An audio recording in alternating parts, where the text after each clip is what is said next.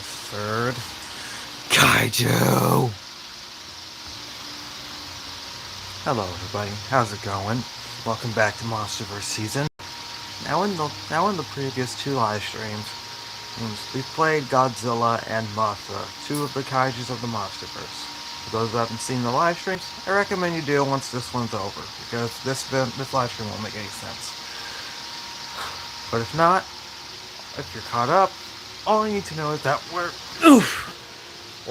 not even there yet. Next up is King Ghidorah, who is also from 2019, Godzilla King of the Monsters. AKA Godzilla 2, as some people have called it. Heck, even I sometimes used to call it that because it's shorter and that way you can see the rest of the words. But anyway, I've got a Bandai King Ghidorah up there already and waiting. So I'm gonna go ahead and set you guys right here, and I'm keeping the phone charged first because I don't. Just make sure it won't. I'll make sure you guys can see. Okay, wait. There. There we go.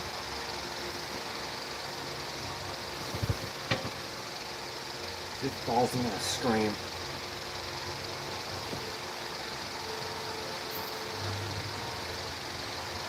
Oh, got somebody. Hello again, Nuclear Goji Edits, and welcome to the third Monsterverse live stream. I've got my Bandai King Ghidorah already waiting. Let's see here, folks. So far, we've done Godzilla and both of the Mothras. Now we're on the King Ghidorah, the false king. Here we go.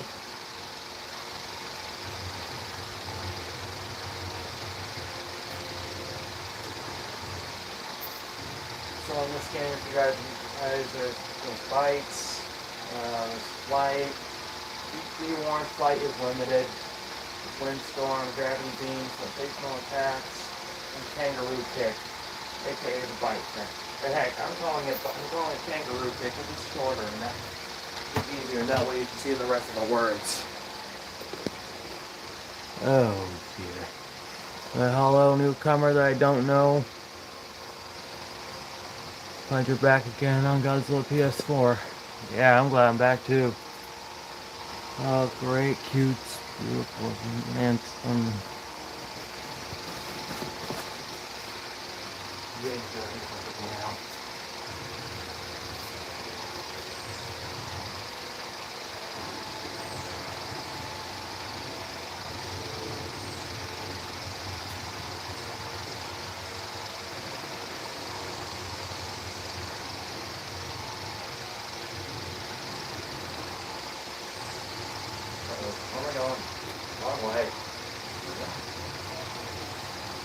I don't know if I made it clear, but I appreciate how lifeless the cities are in this game. Given that the city's fucking empty on its at a time, it's pretty goddamn easy to find these kaijus, but I guess not.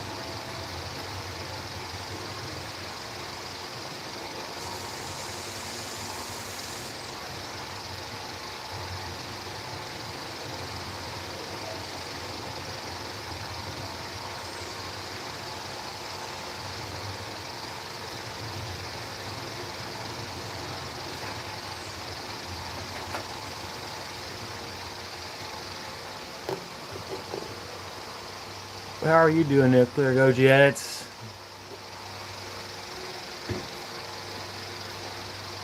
Well, guys, don't be fooled. I'm not letting King Ghidorah get a new score or take Godzilla's crown.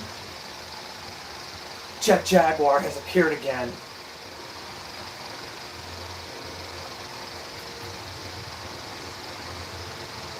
Well, I guess this is just like that one episode from Monster Island Buddies where King Ghidorah ambushes Jet Jaguar.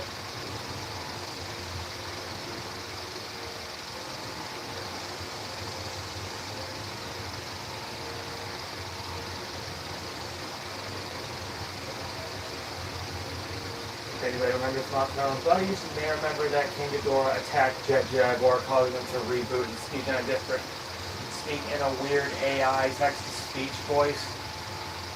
Oh wait, I forgot. AI didn't convey back then. Never mind. Yeah. Where'd he go?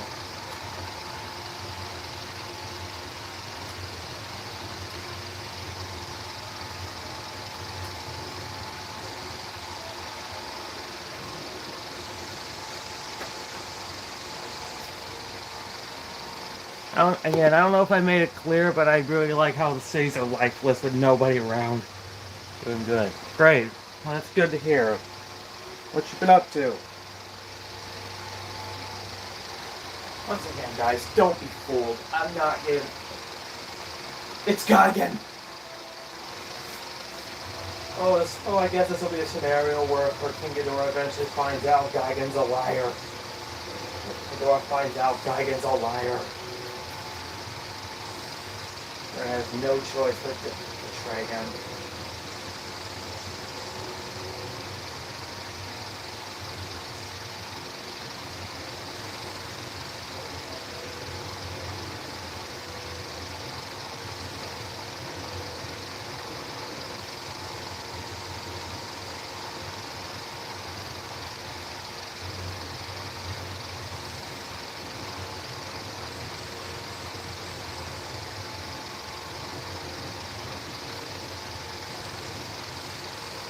Not today, Gigan. Traitor! In your face, robot chicken.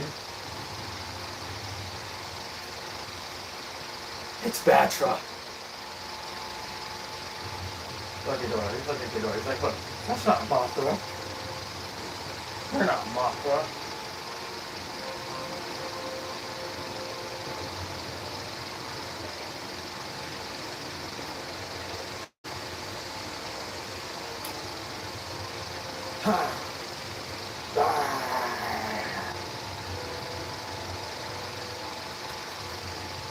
You motherfucker!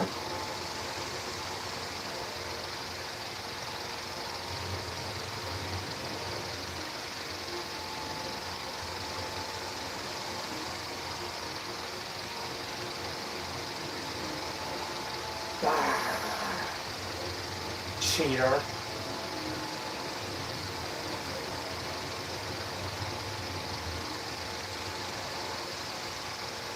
You're a stupid bug, Batra. No one cares.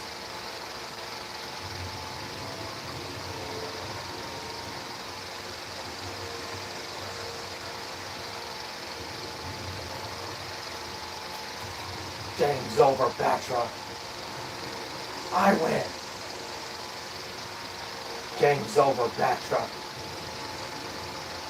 I win.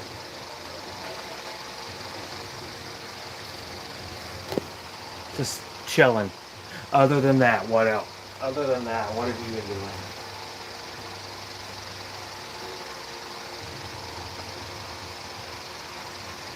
It's Biolanchi. Look at Ghidorah. He's like, is this some kind of joke? 5 heads.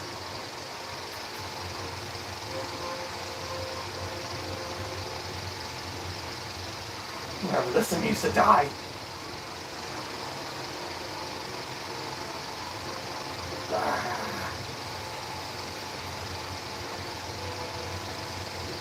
Damn, Biolanchi's already cheating. Not for long.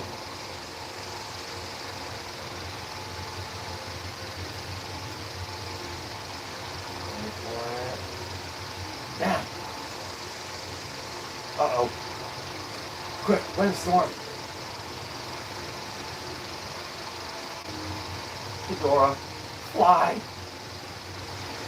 Fly away, Ghidorah. Oh my god, Ghidorah. Back away. Oh my god. There's one freaking platypus right there, Ghidorah. Get away.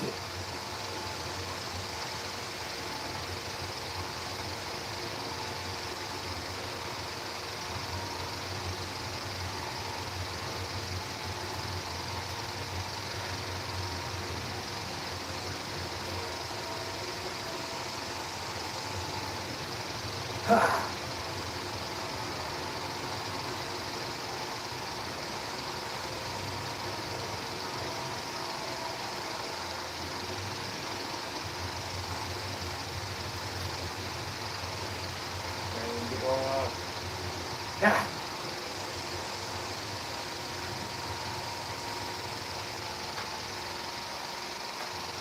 And they just destroyed Godzilla's sister.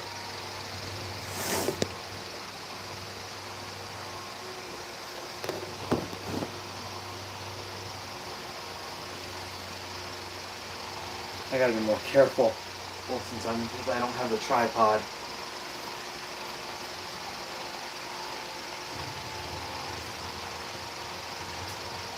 Let's carry you. Is this some kind of joke?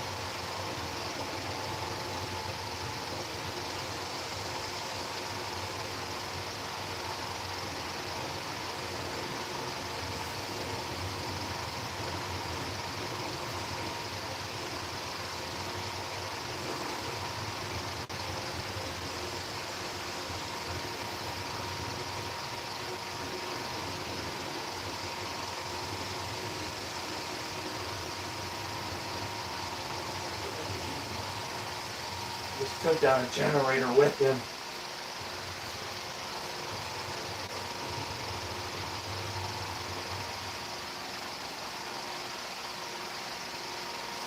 Exceptional. You know where I'll put King Ghidorah on the King of Kaiju records? 3rd place.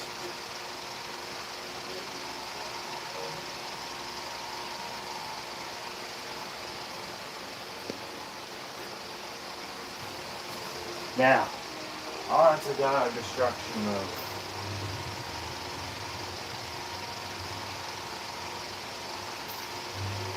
Okay, playing King Ghidorah. We don't know which Titan we're gonna fight. But we got other Titan figures right here, ready and waiting. It's King Ghidorah.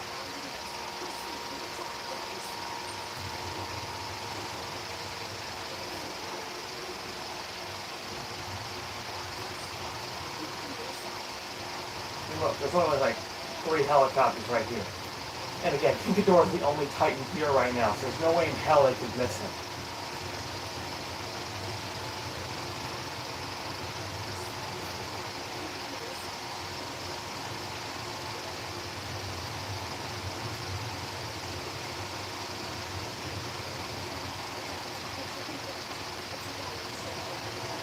I don't know if I made it clear, but I enjoyed the King Ghidorah fight. Destroys other things faster. Destroys the buildings and the boats faster.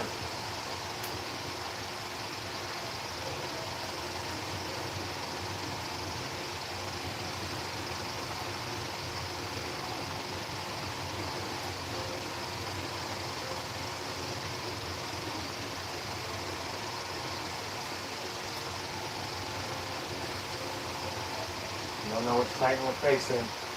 We're not going to wait for King Ghidorah. It's bad truck.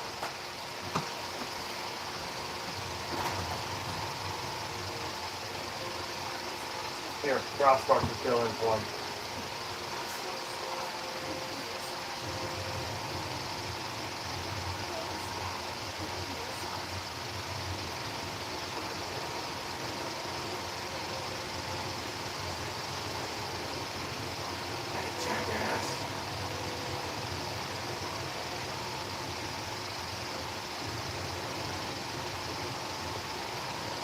Yeah.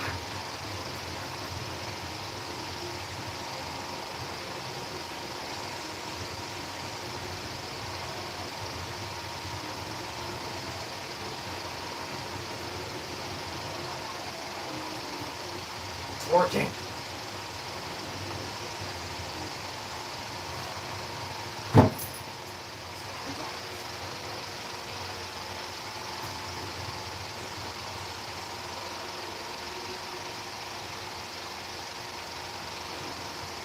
No paparazzi. No paparazzi.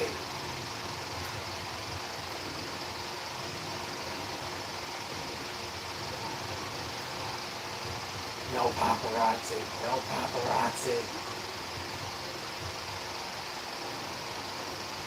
Come on, this serious, guys. King Ghidorah is the only Titan here right now. So there's no way in hell you could miss him, right? Make sure I didn't miss anything. Keep in mind, I'm just going back and forth so I didn't miss any comments. Live chat's on, so that way I can see all of the comments.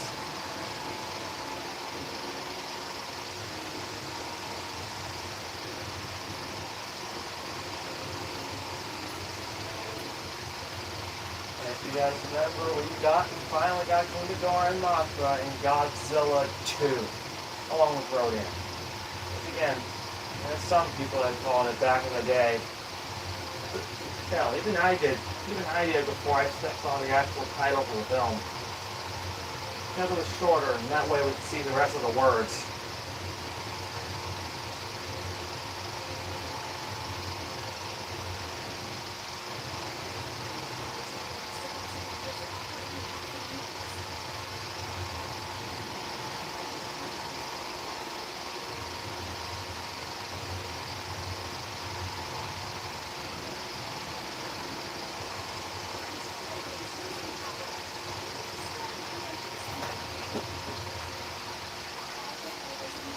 Oh yeah, and here's who's filling in as Batra. Since I don't have a Batra figure, it's my Playmates Frostbark.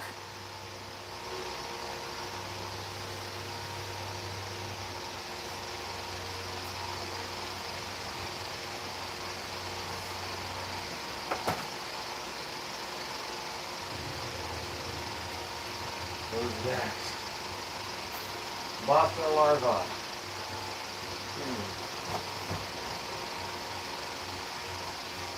Oh, it's too bad I don't have a Mothra Larva figure in my collection. Wouldn't you agree, Nuclear Goji Edits?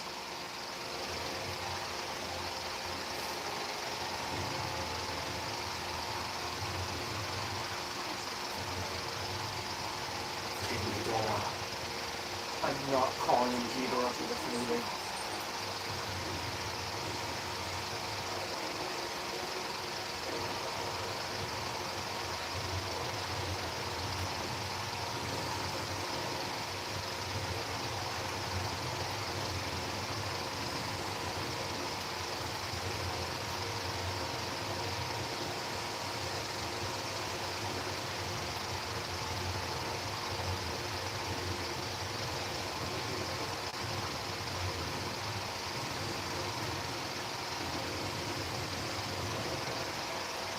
Watch this.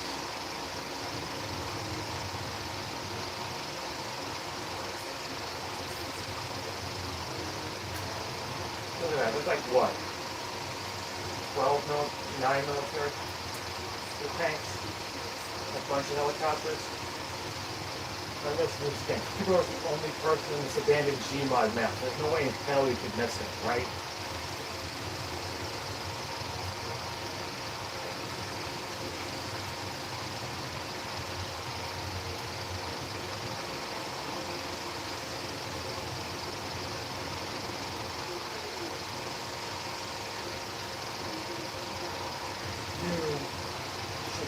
Stop comparing him to the Invincible Shaw.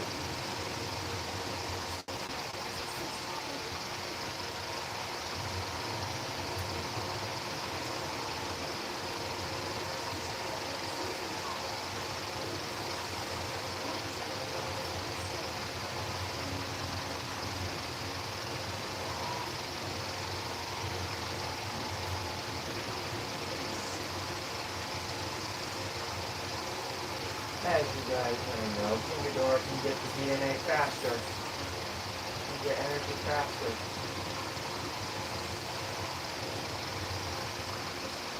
We're fighting a smaller Mothra, so that's a good sign.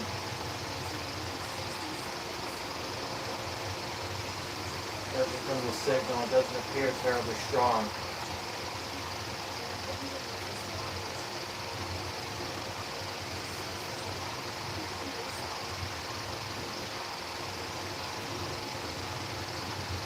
We're not at the bulk of this shit yet, my friends.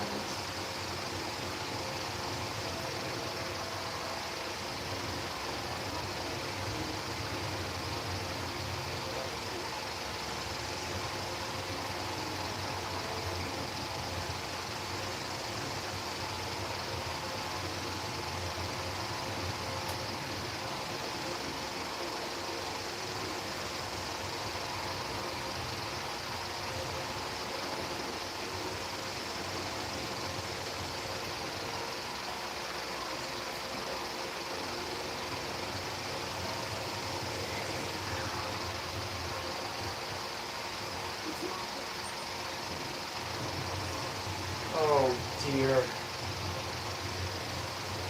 Bro, they did this shit already in Ghidorah the three-headed monster. God damn it!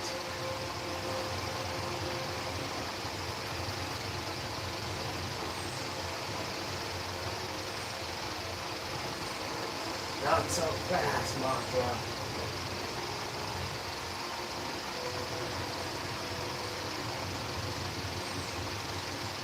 Get off of me.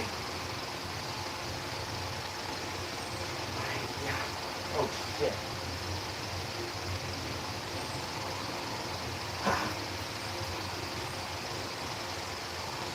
Turn around, jackass. Turn around, kid.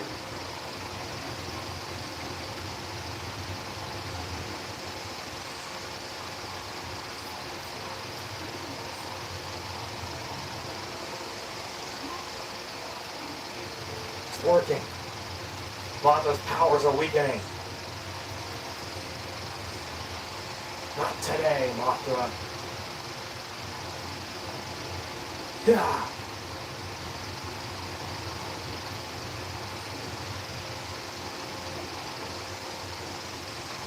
Game's over, Mothra. I agree, and Playmates Frostmark is looking awesome. Exactly. Too bad we never saw it. Too bad we never see the Frostmark again in Legacy of Monsters. And honestly, I have no idea why the fuck they didn't even bother bringing it back. I honestly have no idea why the hell they did not bother bringing it back. If someone could actually bring back the Frostmark, I sure hope it appears in Supernova as part of Godzilla's Titan team. Because we don't know where the Frostmark times were. We don't know if that's the last Frostmark alive or if it's just one of the Frostmarks that live in the other.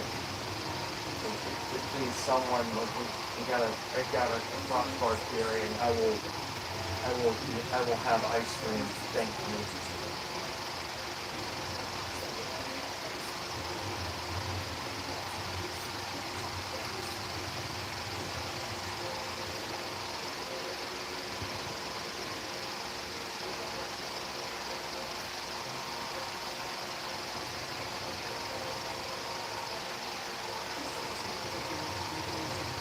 Oh, he got two of them.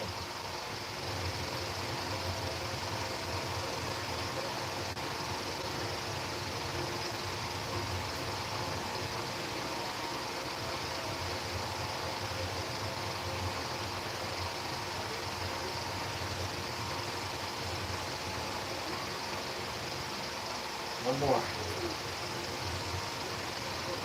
I did it. I got all the fighter jets. Fought off all the fighter jets. Let's go.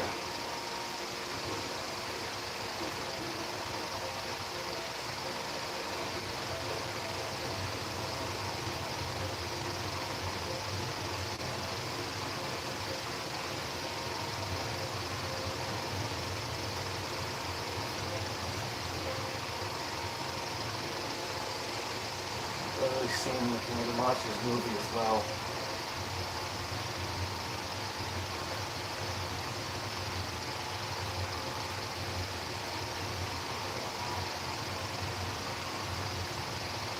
So about, well, if you guys remember Ice Age, I heard we might get a trailer soon for Boiling Point. Honestly, we could finally ignore Buck Wild because it's not canon, and it's really a bad movie with none of the original voice cast returning, significantly worse animation, and it just looked really crappy. And there were some problems in that film. Like, for some inexplicable reason, Manny was being a total asshole to Sid and the Possums again. Okay, remember how Manny did that, like some of the other films, like in the second and third film? Only it made more sense because Manny wanted Sid to live a better life, but Sid felt betrayed. Honestly, yeah, that's what Manny's being like. And even after Sid... Understandable. Yeah, understandable. But literally, after Crash and Manny just left, after campsite Buck, wow, I know Manny was the only one who doesn't care. They found out, Ellie found out that they left last night and Manny doesn't care. He's like, oh, I don't care. Oh, I don't care. I'm glad they're finally out of my hair. Oh, look, it's Rodan. Bro, they did this shit already in the monsterverse. God damn it. Bro, they did this shit already. God damn it.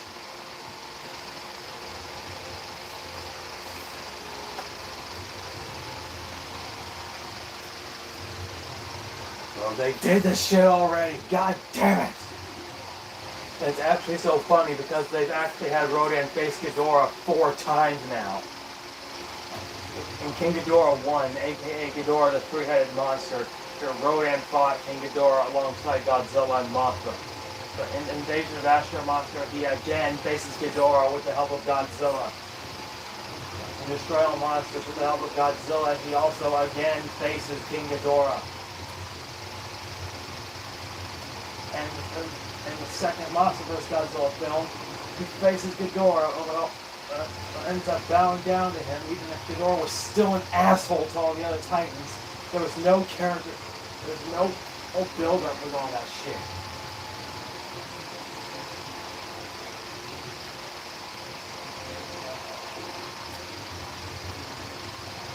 Oh, great. There we go, I got it.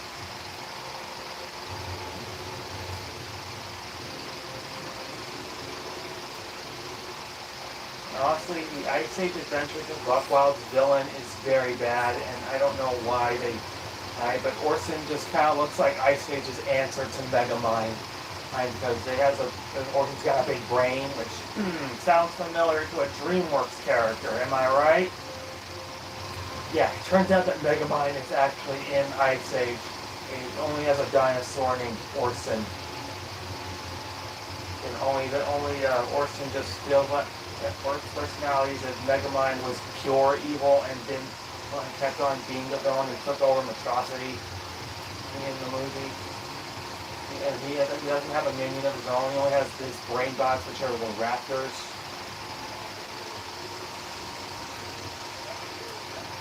Honestly, I really hope that the Ice Age Boiling Point villain is better than Orson.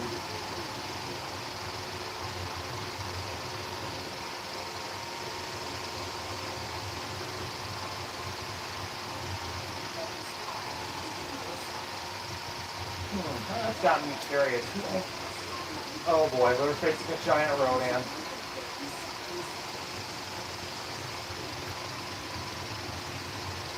We got a big one.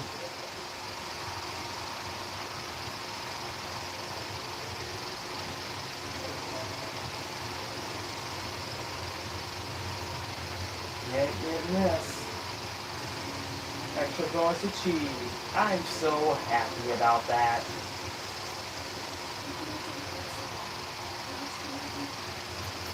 $80 meters, look at that. Right, sounds like a DreamWorks character. Exactly, sounds like the character. It sounds like the character, only they didn't get Will Ferrell to voice this one, because honestly, if they did, then it would have definitely... Motherfucker, I'm a few inches bigger than you, idiot.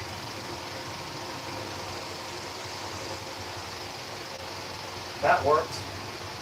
And you're not getting your weed. Sorry, Rodan, but your order's been canceled. Sorry, Rodan, but your order of weed's been canceled. Now.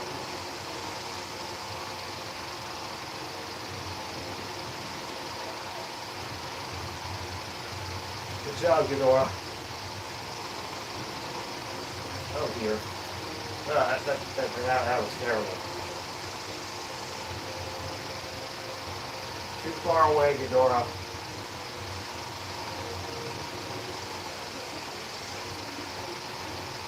It's working. It's working. Rodan's powers are weakening.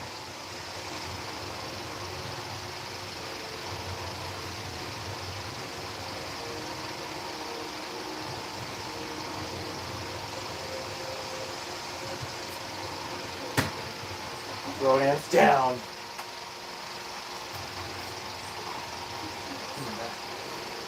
Rodan will never defeat King Ghidorah. Sorry, Rodan, your weed order's been canceled.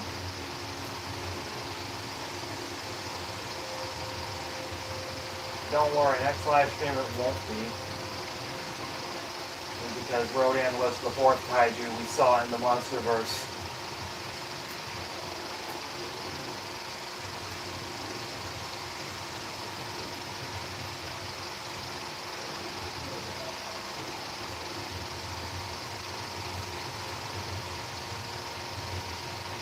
Watch this.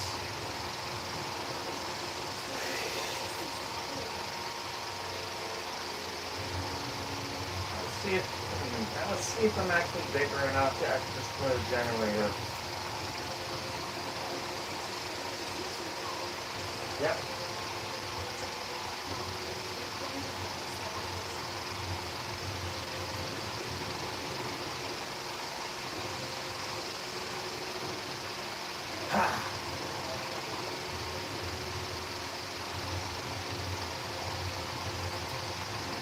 Guys, I know I said I would stop talking about the Megamind sequel, but I promise this is the last time I'll mention it. You guys remember, I don't know why, but Mega 9 was being an unexpressible asshole to Minion again. And because let's be honest, because I'm just going to say, Minion was Megamind's only friend. I repeat, his only fucking friend, and for some reason he doesn't evaluate Minion's friendship at all. Honestly, he renamed him Old Chum. Like, why is he not his chum anymore? Just for the record, I refuse to call Minion that stupid name. He's still Minion. Look at the way Ghidorah jumps. I have to say, he jumps like a frog. He jumps like a frog.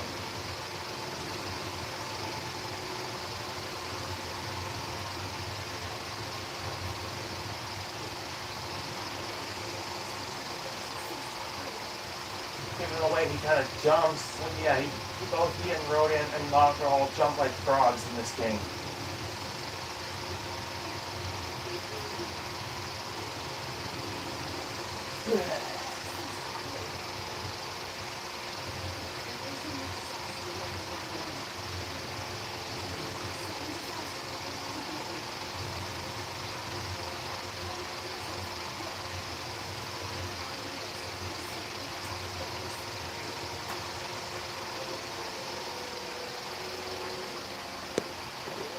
And then literally the military just brings in 3 military tanks. They just bring in 3 military tanks.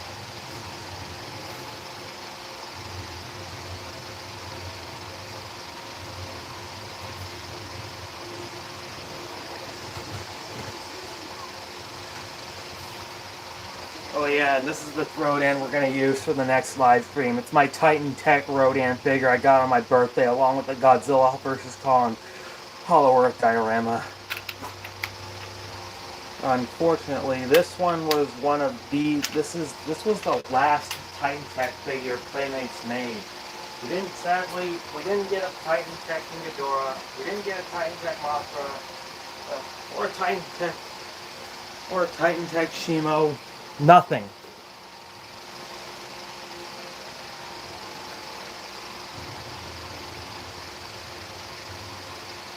Oh dear. Mothra. Bro, they did this shit already. God damn it. Bro, they did this shit already. God damn it. Honestly, if you guys have seen King of the Monsters, that part where Ghidorah killed Mothra particularly got me heartbroken and pissed off. Because in GMK, Mothra got killed and transferred her energy to King Ghidorah. But it turns out they did that again. And only this time it made more sense because Mothra loves Godzilla. And Ghidorah wants to destroy the Earth and take over the world and turn it into an alien wasteland.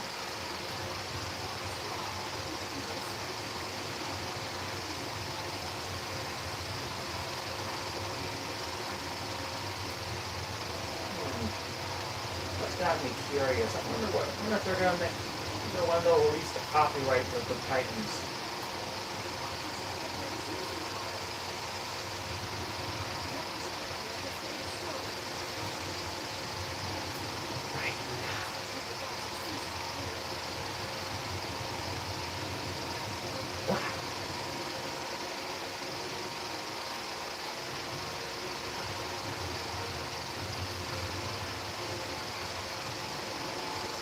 Ghidorah.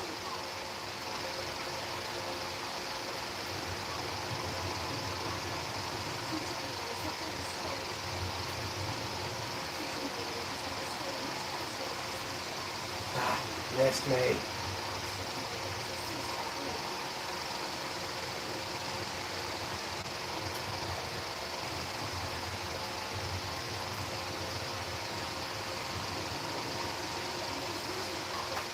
You get to live another day.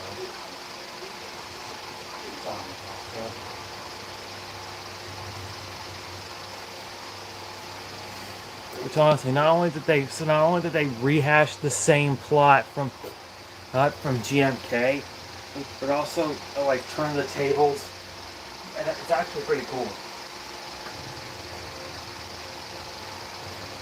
Space Godzilla. Hey, wait a second. This is just like the fight from the intro of this game.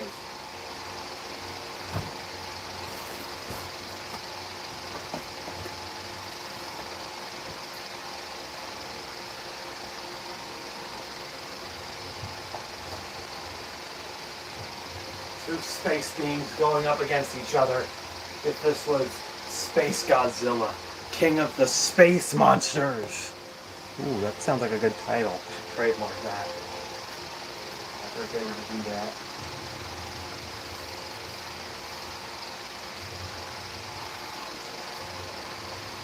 And to be honest, Itchy and me were just probably being inexplicable assholes to Kevin. So it makes sense, and Kevin kind of looked disgusted, though, being conflicted, almost as if he didn't want to go down the path. As if he didn't want to go down this path. And Kevin still felt betrayed.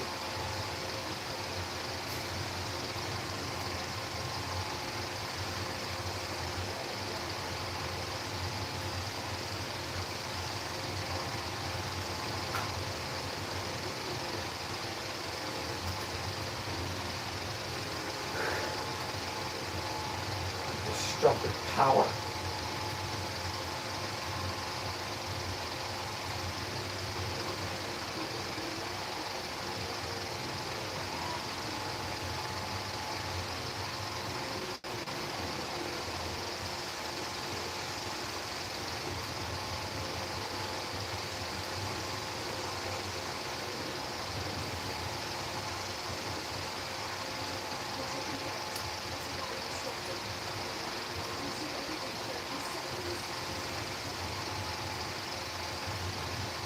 Ghidorah is approaching the generator. It's crazy how they don't even reuse the line, and when Godzilla approaches the generator for this.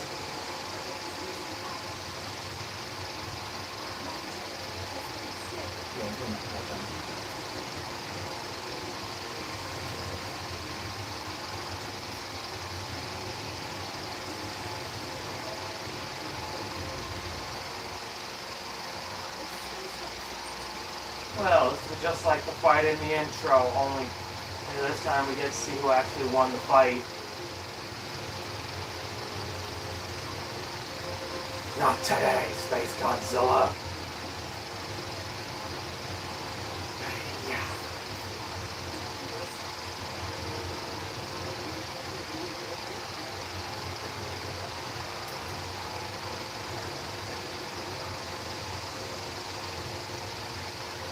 Thanks for extracting them, military. Yeah.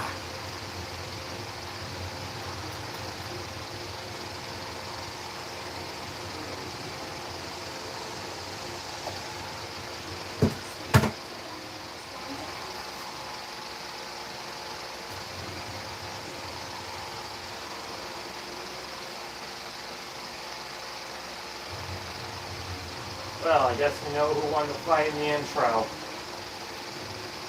Ghidorah.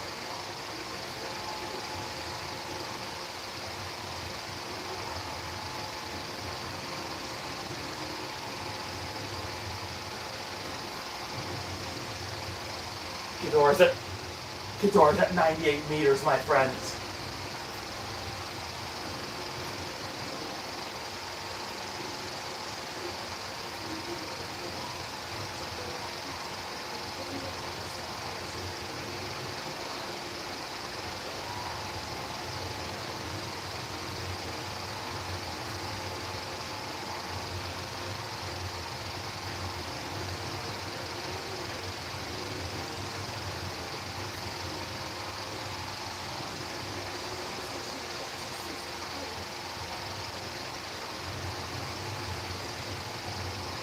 Ghidorah smash!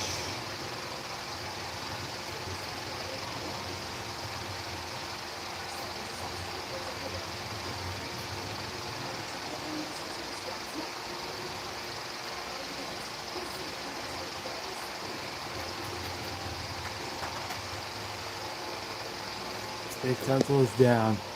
Crazy title for Space Godzilla. Yeah. Nuclear go jets. Don't forget, there's no space between space and Godzilla. It's just one whole word.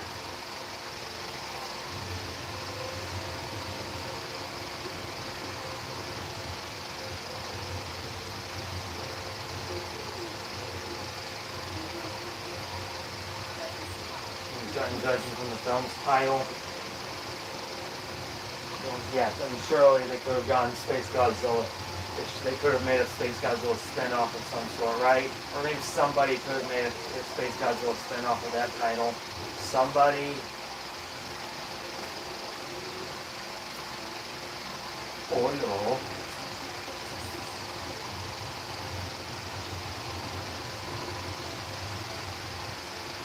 Black Lords.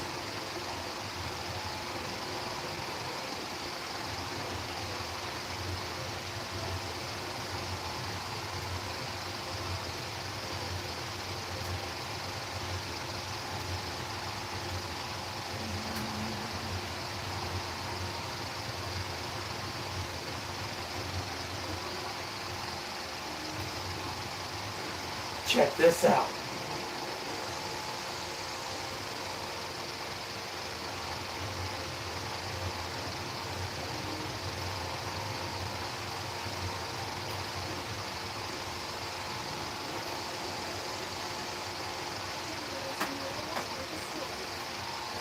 Now, obviously, this is not a MonsterVerse figure because I don't have any Space Godzilla. So it's Space Godzilla, right? Yep, Space Godzilla. That's how you say it. Heck, it even says it in the movie title and on the screens. And obviously, this is not the MonsterVerse Space Godzilla, but this is my Playmate Space Godzilla,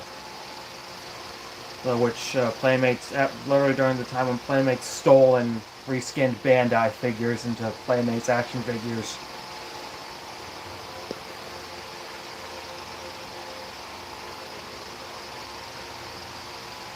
So, like, funny story. So this is the tail that comes along with it. I accidentally bought one without the tail, but I immediately saw that, and my dad he got me another one. That one actually came with the tail. So if it weren't for that issue, I wouldn't have had a space god. I would have had a tailless space Godzilla. And this was from 2020. This is a 2020 Space Godzilla. Yeah, 2020 Space Godzilla. Looks like it's from Hong Kong because there's HK right there.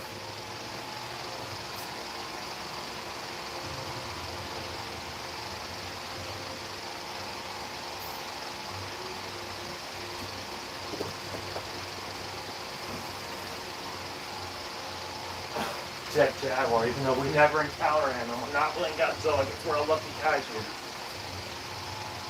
Ghidorah's a lucky boy. A lucky dragon. Why did I say that? Why did I say that? Sorry folks, I'm just turning off for today. There we go. But yeah, that's how you stay Space Godzilla, nuclear Goji.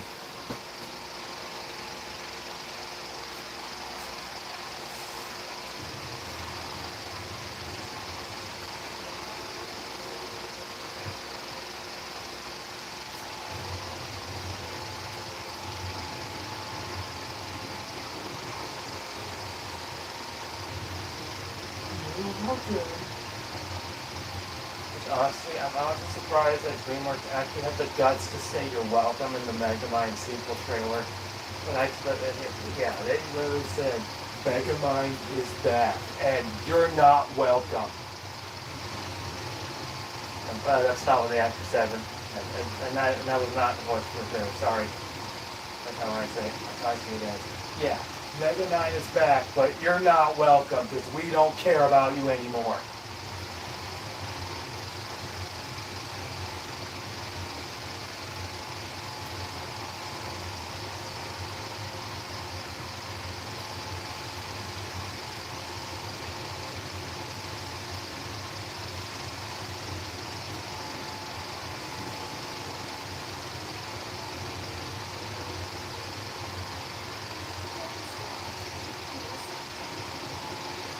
Whoa, look at Ghidorah, he's skating!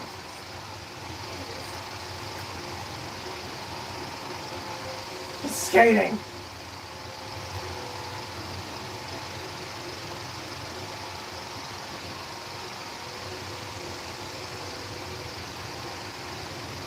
This shit needs a hyperdrive. We don't have that part.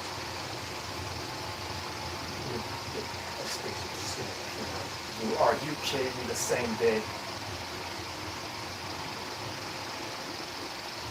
Yeah, recording your precious instructions. This ship needs a hyperdrive. We don't have that part. Maybe we can find one. But what do you think? This spaceship's gonna appear out of the blue.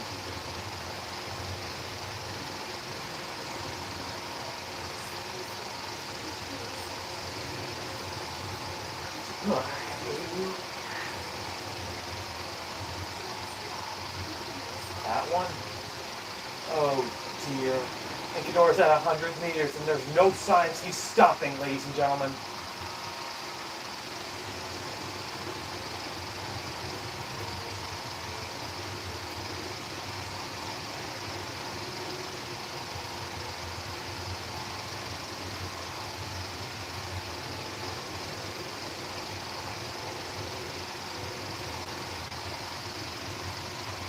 Oh, look at that, a building piece is sinking into the ground.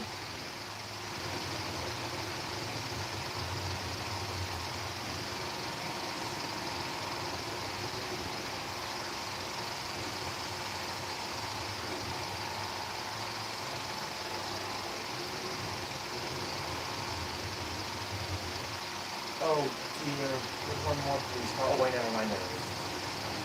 Next we're going to cheese, ladies and gentlemen.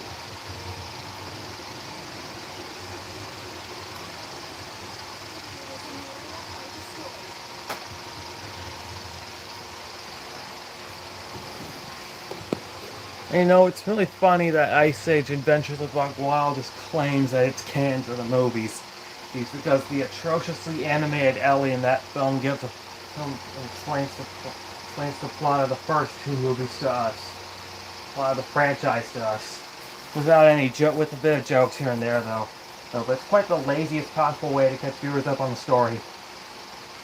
And most of the stuff she literally talks about, like the meltdown in Dawn of the Dinosaurs, don't factor in with that movie's setting. I mean, the dinosaurs do, but the meltdown and all those other characters don't factor in with this movie's story. I mean, they could have just not had that there. And literally, stop reminding us that we could be watching real Ice Age movies instead. I'm depressed enough as it is. Funny part of it is in one of the trailers, they know they could have done, did better because they were showing better clips, and better clips and animation from the original movies. They thought they cooked.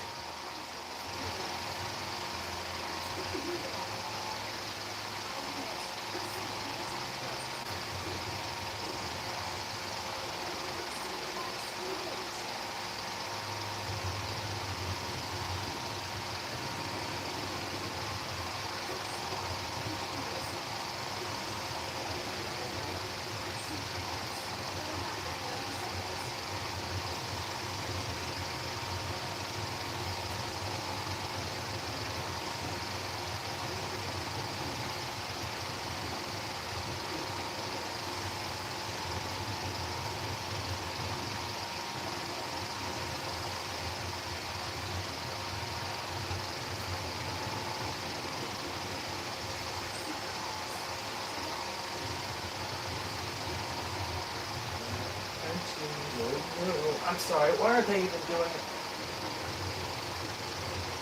Why the hell are they doing a will they, won't they, romance relationship thing?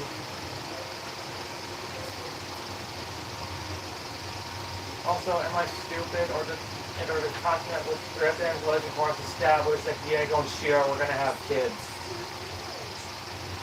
It's because in this movie, Shira's nowhere to be found, and oh dear, they don't know who she is, and there's romantic tension. I'm sorry, why are they even doing a will they, won't they?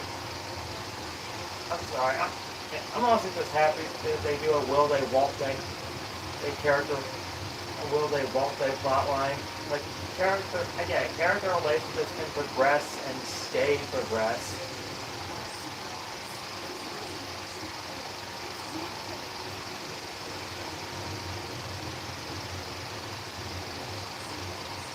And arrived to save the day.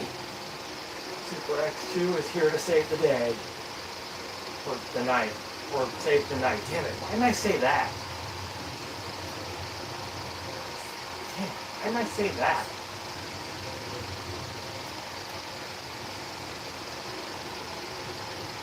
So again.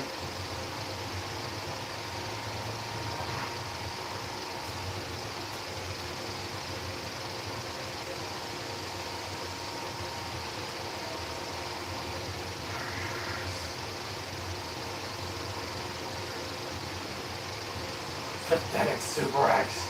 I will destroy the dragon myself.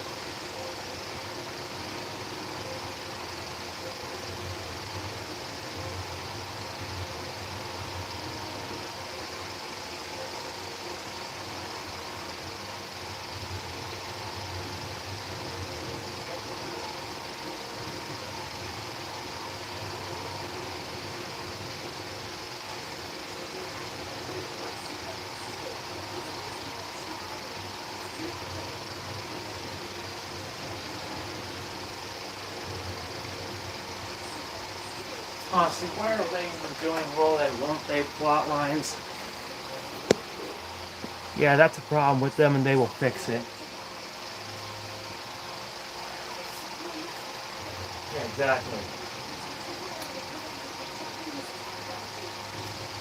Yeah, they'll definitely fix it since Shira's coming back. I definitely want to see what their child is going to look like.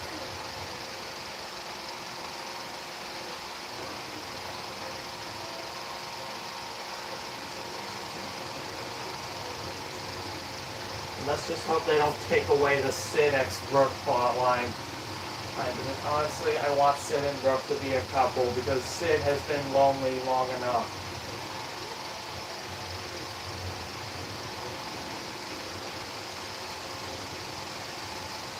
But honestly, I want to see Peach's return as well. Since John Leguizamo said everybody's coming back, which means that all the other voice actors are coming back.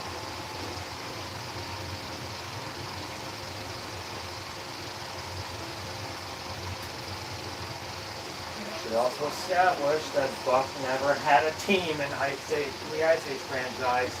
It was him against the dinosaurs, mostly Rudy.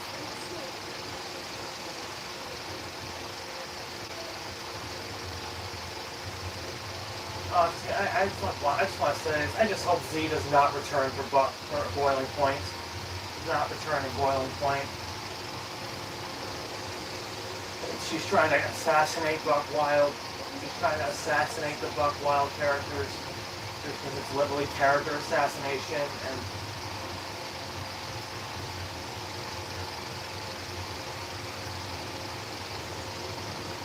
her voice actor kind of sounds a little bit like Aquafina, even though it's not Aquafina voicing the character.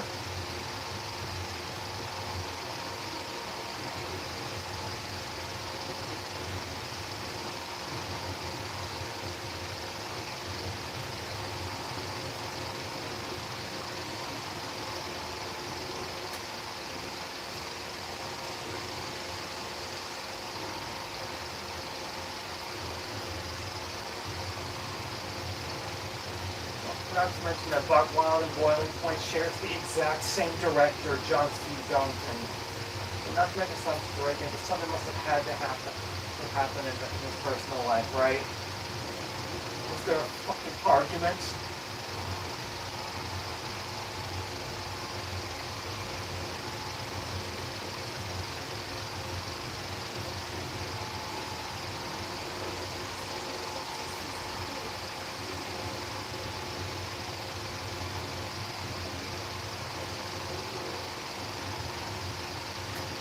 You know the worst part? You know what's even crazy with Buck Wild? Not even Simon Pegg himself believes in his own movie. Yeah, that's right. Simon Pegg doesn't believe in his own movie because it literally just went straight to Disney Plus with no theater release at all. It was literally advertised as the Ice Age's long-awaited return.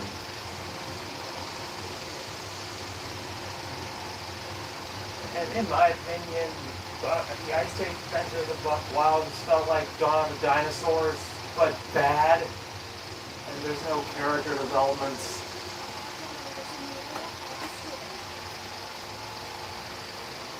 Well, so am I stupid, or did they even establish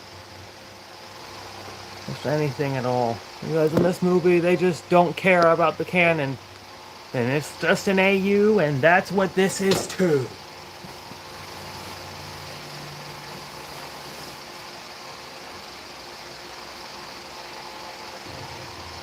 And don't be fooled. Ice Age Adventures of Buck Wild is not Ice Age 6.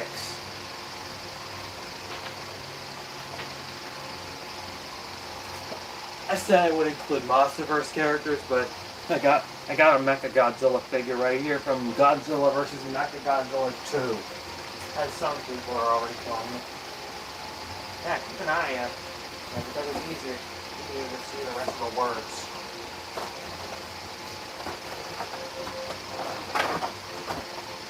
But don't.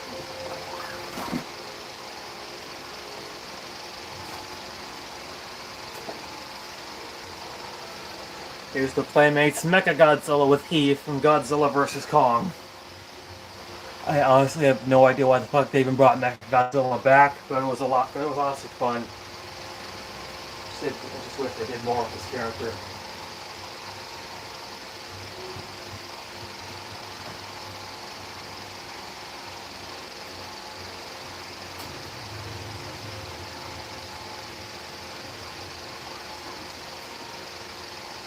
It's King Ghidorah. Get it. Oh, right. Nice to hear. Yeah, thanks. But you're not helping.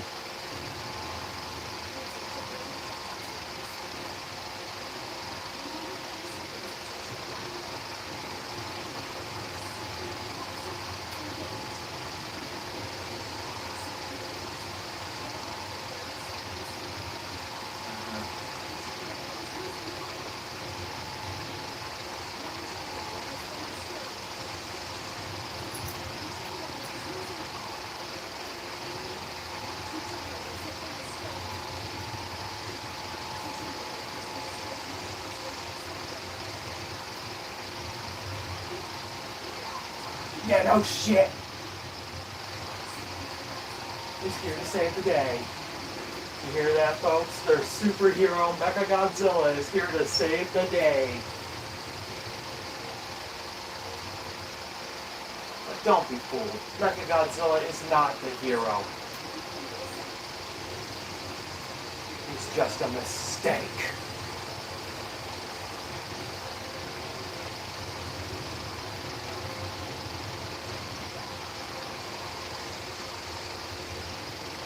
Back off, robot. Oh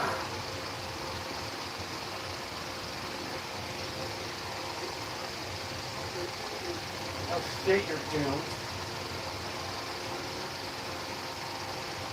Holy shit, he walks so slow. He walks like a human. Just look at that. He doesn't fly like a robot or anything.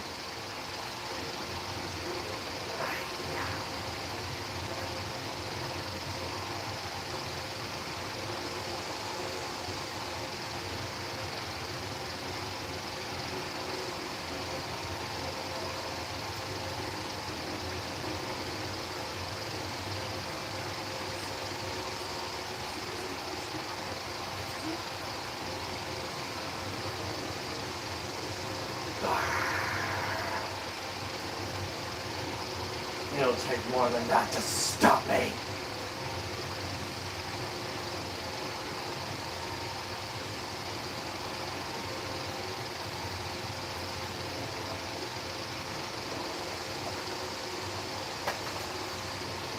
Superhero Mechagodzilla is sadly dead. He's sadly dead.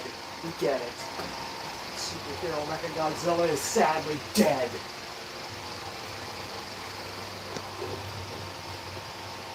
Isn't that right, Nuclear Goji Edits? Holy cow, 111.29 meters. Those are insane numbers. Godzilla. And good thing I've got the perfect Godzilla figure to go with the Bandai movie monster series King Ghidorah. This Godzilla I actually got on, I think, Christmas. Oh wait, no, I actually found it in an FYE store, and I actually got it. And quick little bit of trivia: this Godzilla Bandai was seen in Monster Island Buddies and Destroy All Godzillas.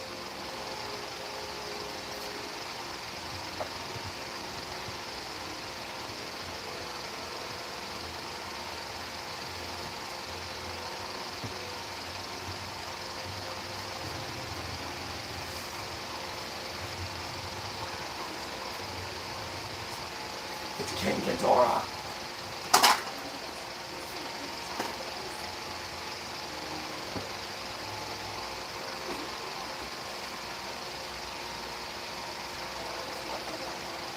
So, we meet again, Godzilla, for the last time. I will defeat you, stupid lizard.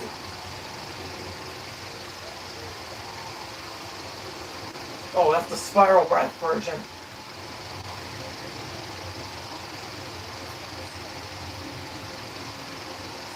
Out of my way, fat lizard.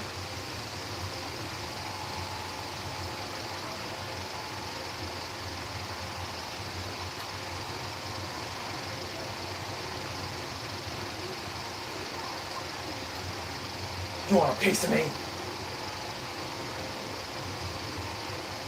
Stay out of my way.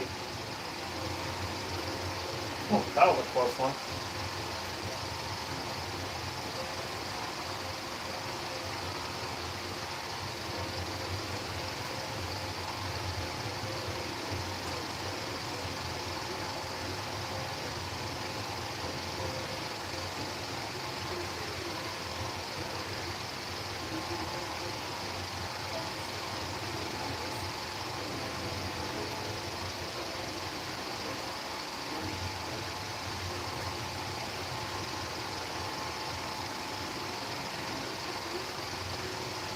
I never wanted this monster season to be over more in my entire life.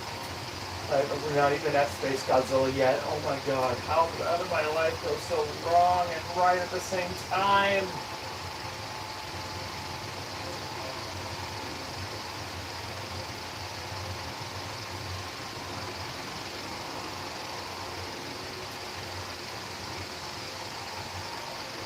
Extra bonus achieved. Now let's go stop Godzilla.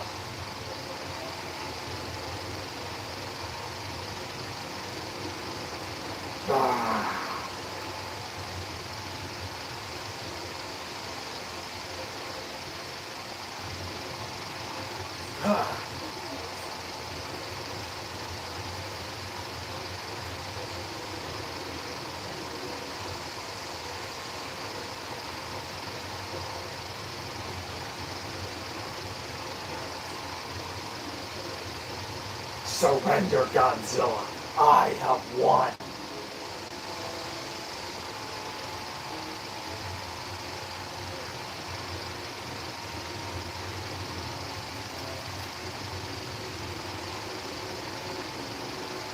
Prepare to die.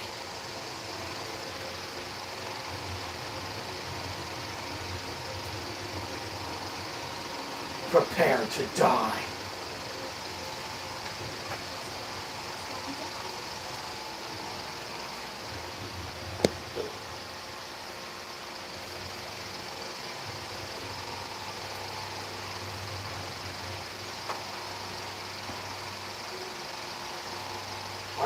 Last monster fight of the day. Holy shit. And here's who we have for the last fight, Burning Godzilla. And what this is the Playmates Burning Godzilla from that I got on Christmas.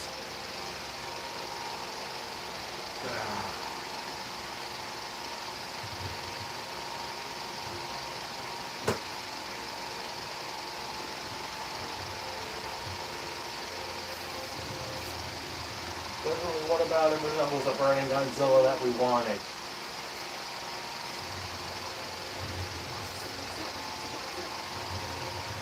And it's at this point, folks, it was then that Ghidorah realized that his destiny was not to be a villain, but a hero. The moment Ghidorah ceased to be a villain and decided to be a hero. Thanks to some motivation from Kevin.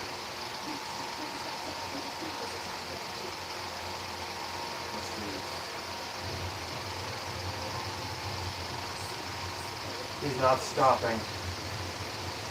Neither am I.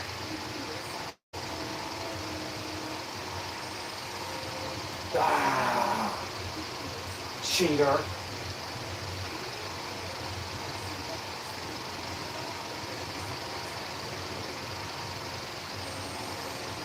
Ah.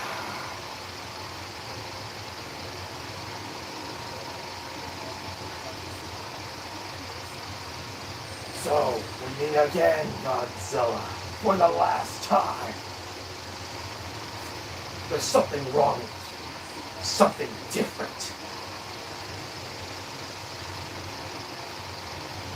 Orange. As well as the orange.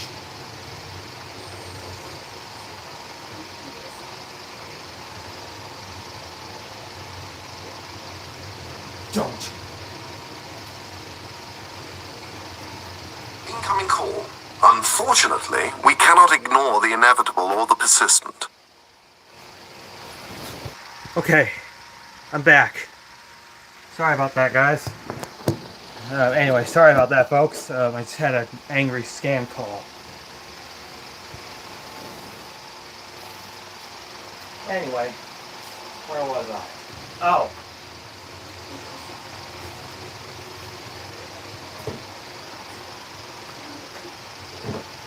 And just like that, Ghidorah saved the world.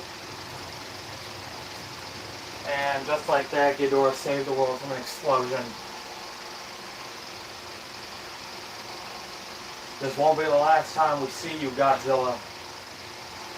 Anyway, let's examine Ghidorah's score.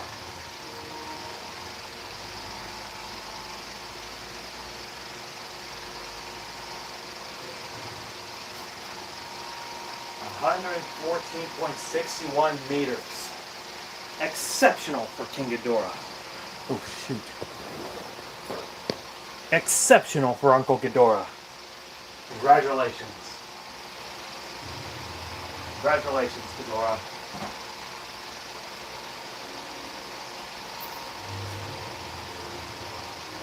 So for our next kaiju, it'll be Rodan. For next time.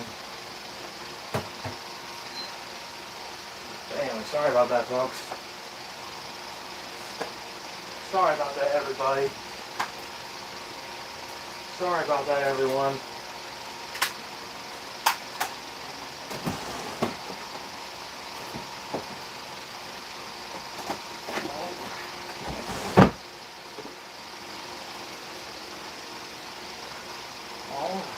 Sorry about that. I gotta turn this off.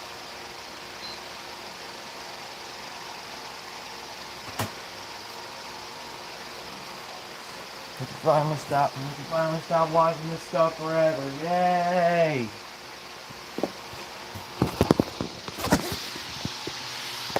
And that was King Ghidorah, my friends.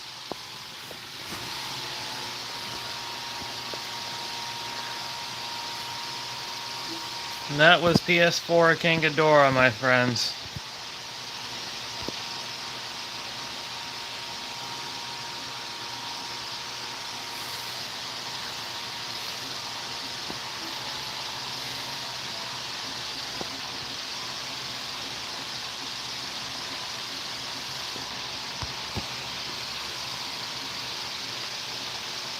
But don't be fooled.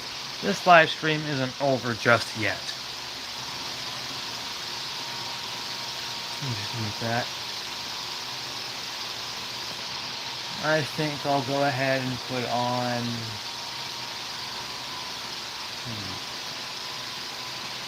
Minions and More. Wait, no, that's too long. That's too short.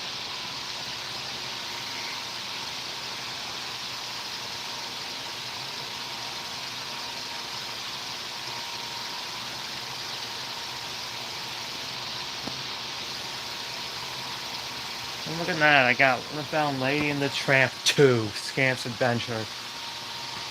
But that was the sequel we were waiting for.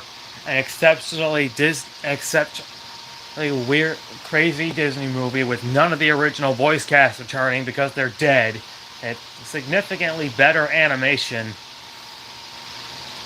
But whatever. But whatever. This went straight to DVD with no theater release at all.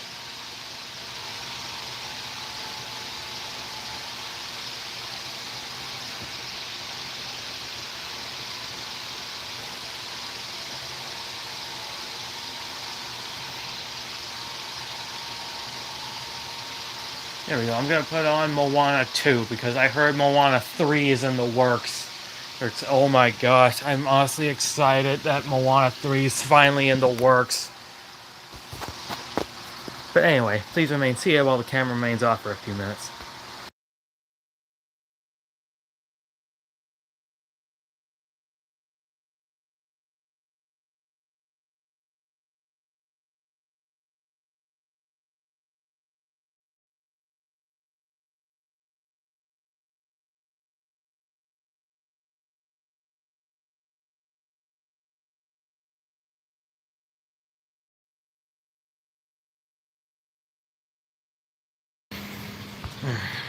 Okay, I know I said it would be a few minutes, but it was just a minute, so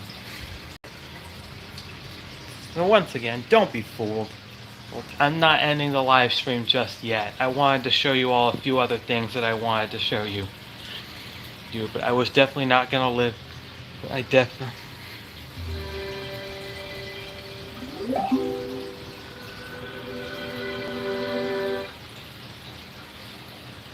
Still sensitive set.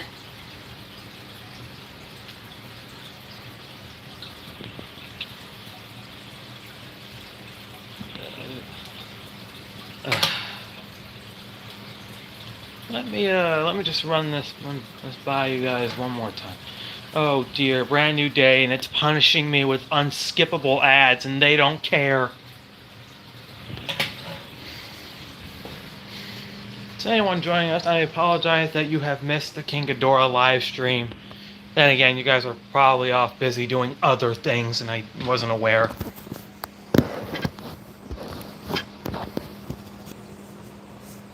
But first, let me take these off now. Let me take my retainers off.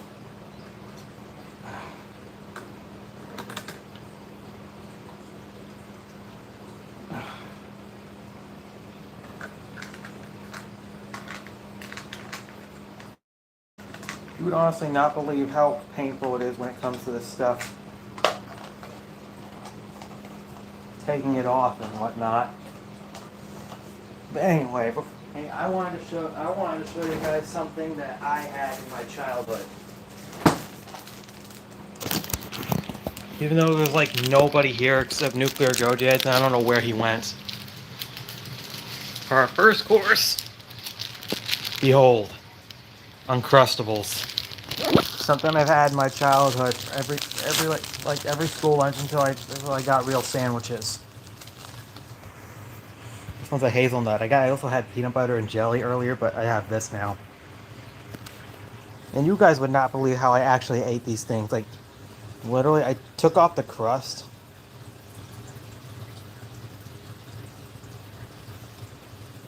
Just like that, and I literally eat that first.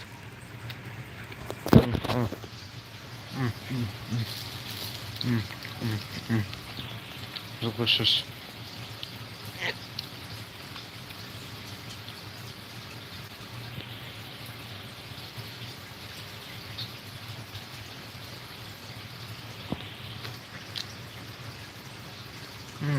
Here's what it looks like on the inside.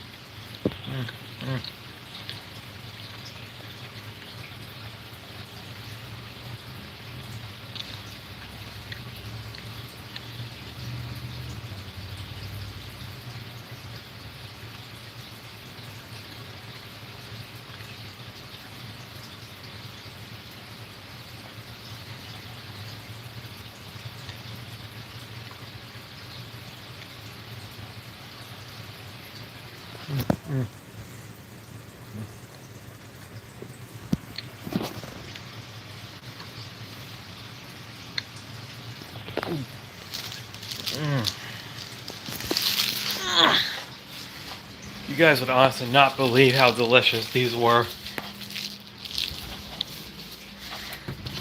Sometimes I had it all the time. Every time I left, every time I went to elementary school. But I'm still hungry, so time for another course.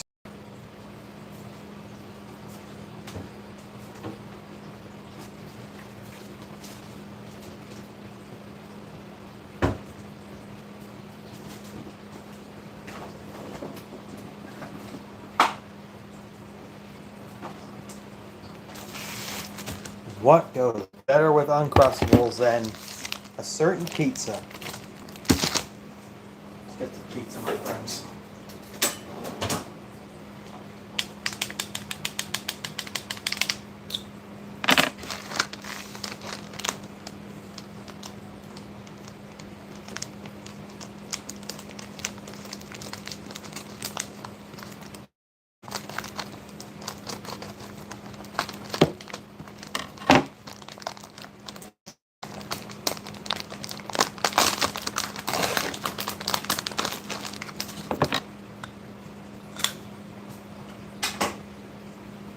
One second, please. I'm right here. You guys can see me.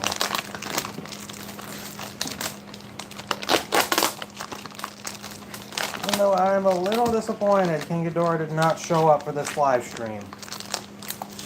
I'm very disappointed and upset. And also unhappy. Let me see which crust would be usable.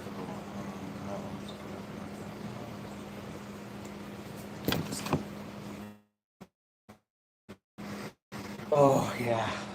That's what I always thought pizza crust smelled like.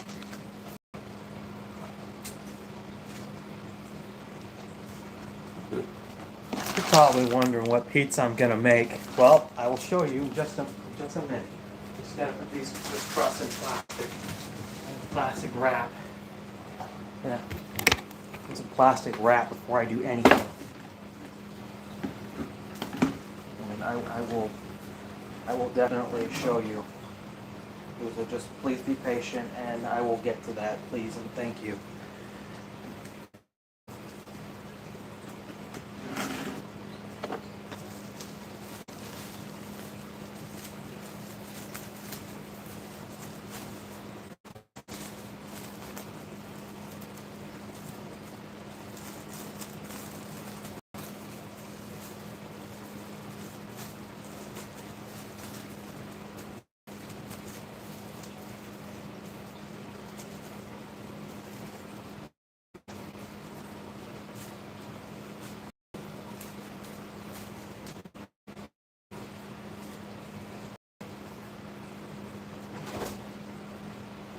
Do the same for my phone. Just a second, please. There's like nobody in this city.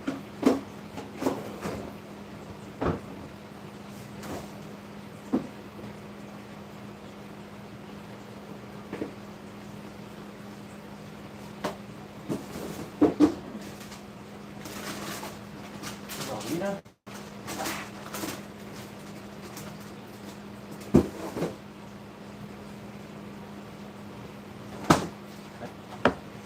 We're gonna make mac and cheese pizza. It's just really easy, actually. You just need macaroni and cheese and actual cheese. That's why I call it mac and cheese pizza. Extra cheese. Oops. Sorry, we're meant to see those. So you just need a pizza crust. Let me get my spoon. Oh wait, first things first. I forgot. Almost forgot. I gotta microwave this up. It's too cold.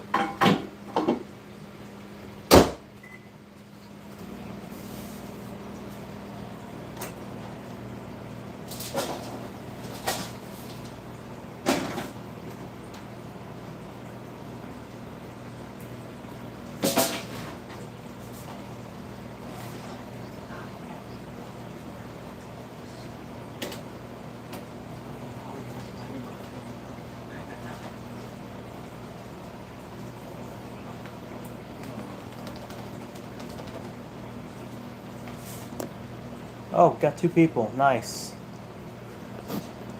Whoever's there, please comment. Oh, one person. Whoever's there, please comment in the chat, and I'll be right with you.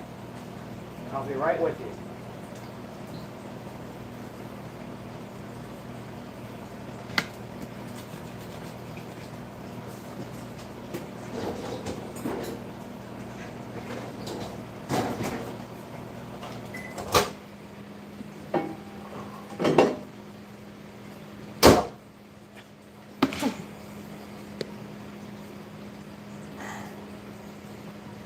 Oh, and your plate. I'm getting a new plate.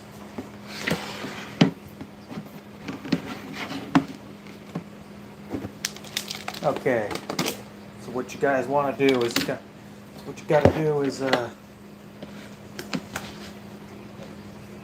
scoop up your macaroni and place it on here and spread it out with your spoon. Spread it like you're spreading pizza sauce. More food time. Ha! Yep. Yep. Just spread. What you got to do with the mac and cheese? This is the leftover mac and cheese I had from yesterday. But what you got to do is that you got to spread it around all the way. Spread it around like you're spreading pizza sauce.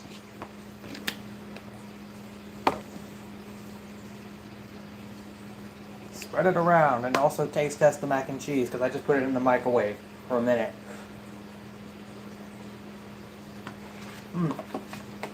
Very delicious.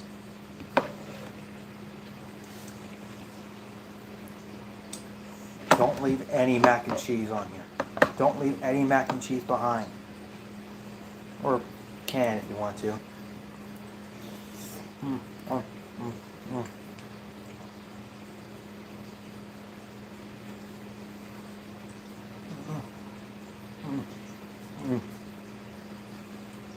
Make sure you lick the cheese off of this spoon.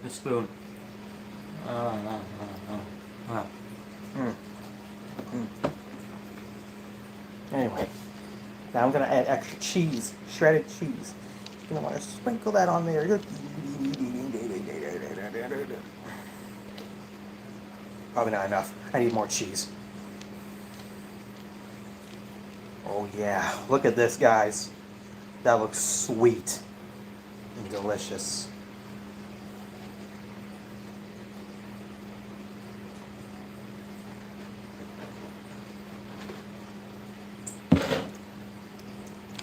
This was something my old mom and I made years ago. Invented years ago, actually. Let me go ahead and put this stuff away, then we can move on to the next step, because I don't want the cheese to go bad. I also can't have this going around.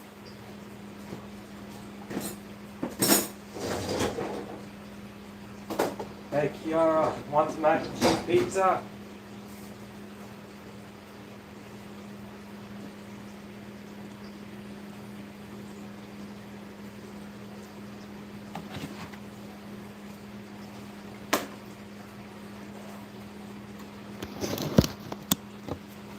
So then what you got to do is that you got to put the mac and cheese pizza in there for however long it will take for it to get very nice and delicious. What I should do is set it to 350 and enable the bake with fan setting.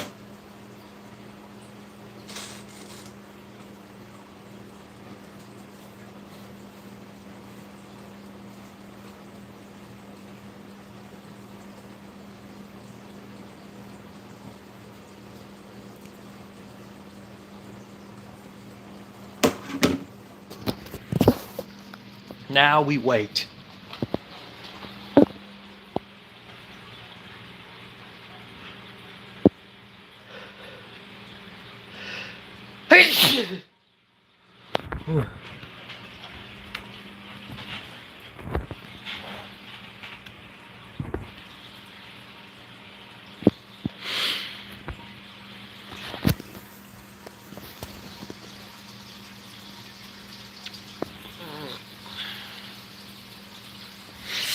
Now we just wait.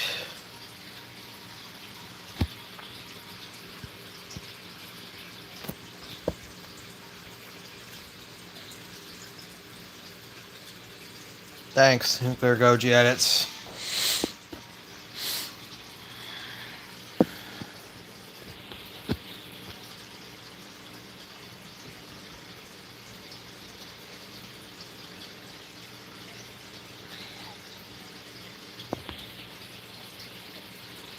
I was hoping other people would join, but I'm glad you're here.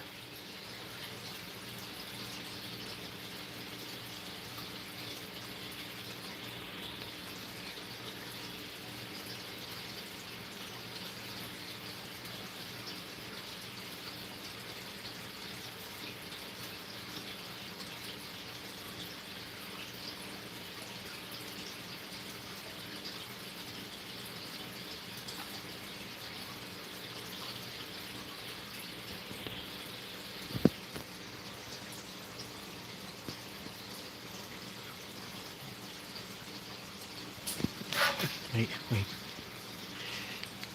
Well, before I go first, shall we just do a little bit, make my elephant heart happy, doing shoo-be-doo, shove-it-up, all that, shoo-be-doo, shove-it-up, shoo-be-doo, shove-it-up, like dee-da.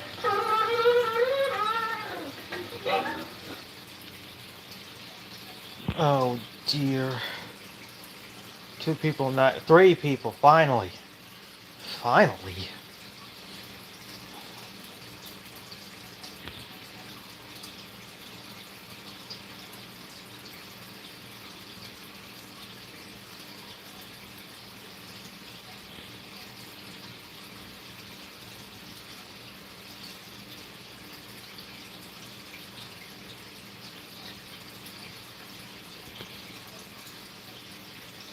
Those who are just joining, I'm just waiting around, waiting for my mac and cheese pizza to be finished.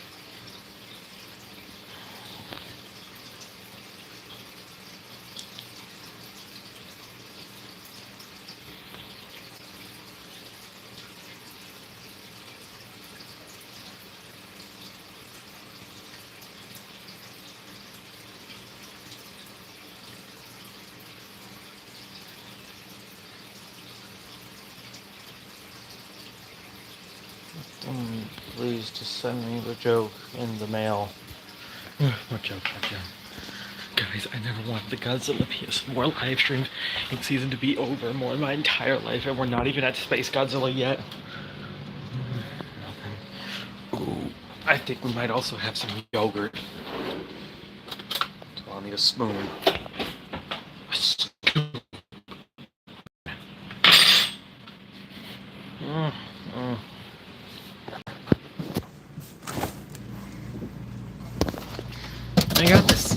I got this yogurt right here, but I don't know what the right. Is this how they seriously make this eyes like this now? It's mountain blueberry.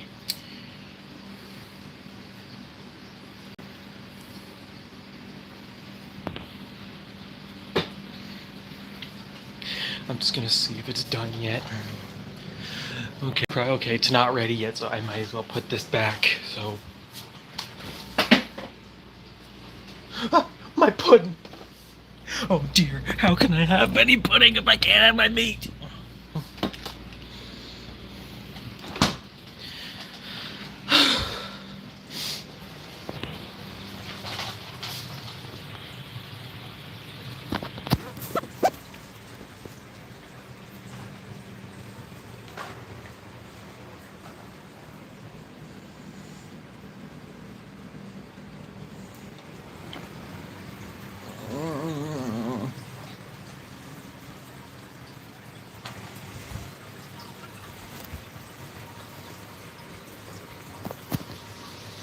Whoever else is there, please comment in the chat, and I will literally speak to you. Thanks.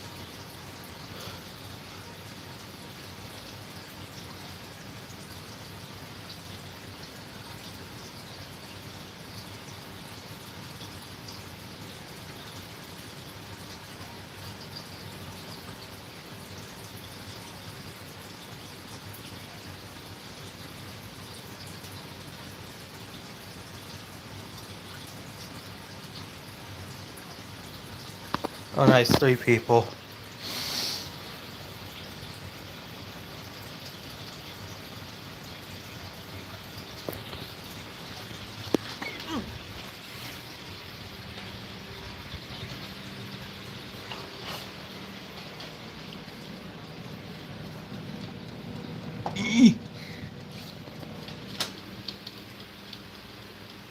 Doesn't look ready just yet, so I'm just gonna give it another few more minutes.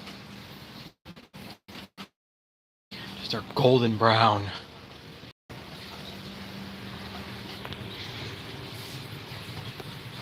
Okay, I guess.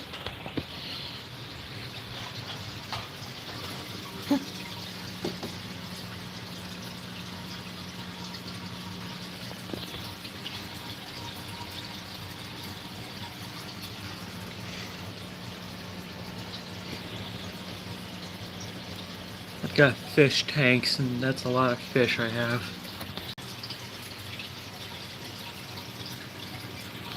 There's something in the water that keeps eating away the fish.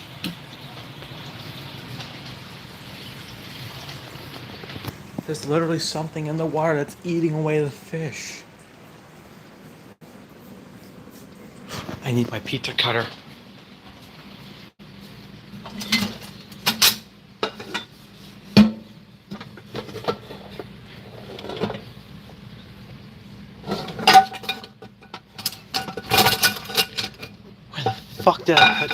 Where the fuck did I put my pizza cutter?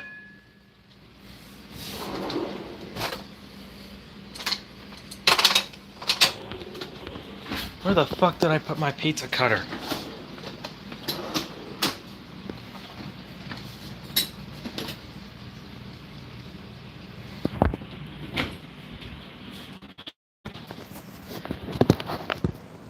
Shit!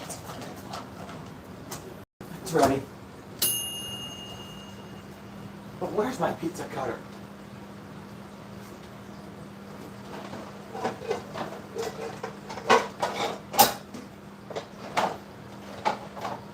My pizza cutter.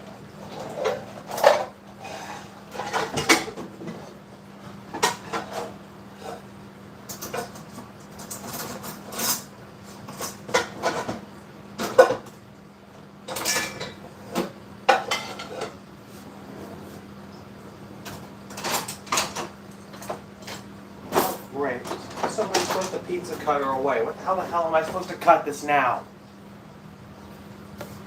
Someone took the pizza cutter away. The hell am I going to cut this thing now?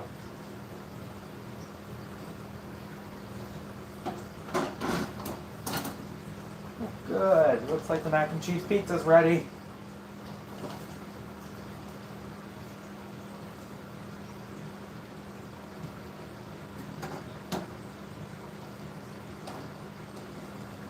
Donkey.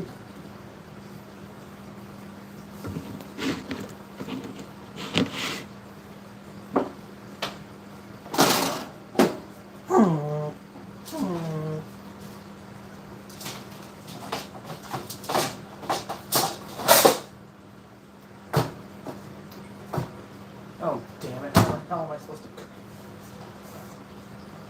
I can't find my pizza cutter, guys. How the hell am I going to cut this?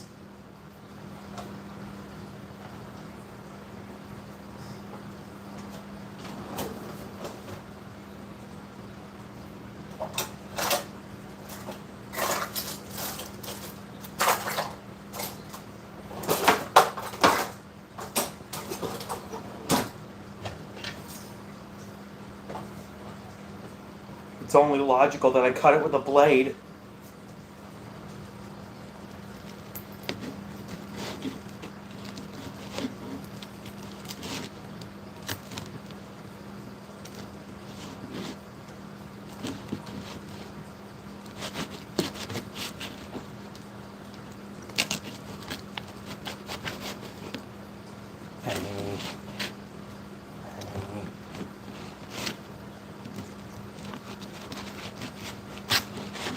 I'm just hoping I don't cut myself open on camera because I do not want to cut myself open in front of any children who might be watching right now. Any people who might be watching.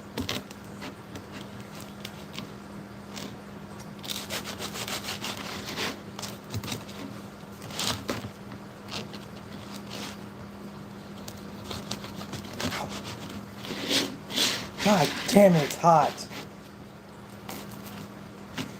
And of course it's hot. I just came straight out of the oven. Come on, cut properly, you stupid mac and cheese pizza. Oh, there we go. What's it gonna do?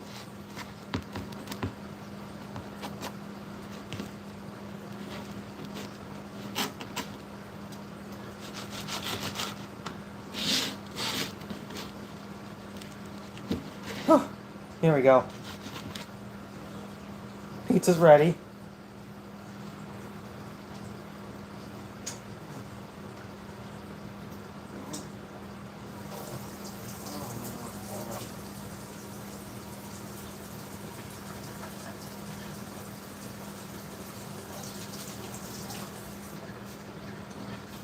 Not here.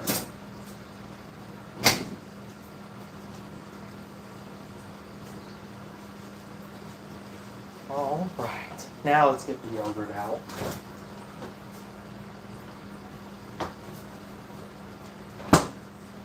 The yogurt. I'm gonna be constipated. Excuse me.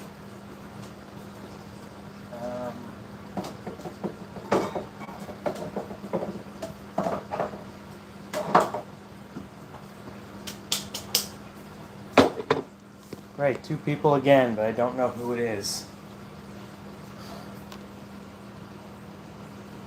Who's there? Other than nuclear Goji edits, obviously.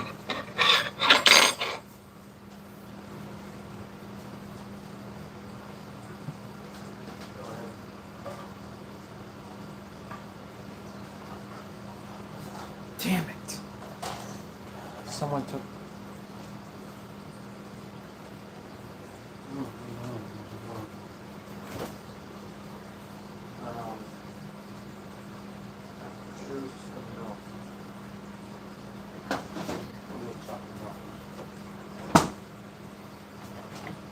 And now, my friends, I'm going to make chocolate milk for you guys.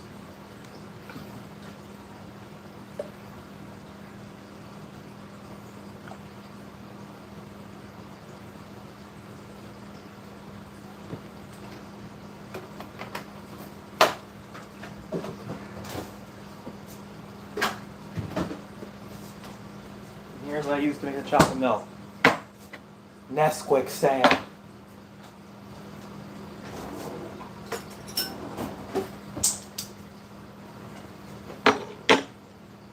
Who's here? Anybody else here other than nuclear goji heads? Because, oh my god. Okay, the second person keeps disappearing and I don't know why.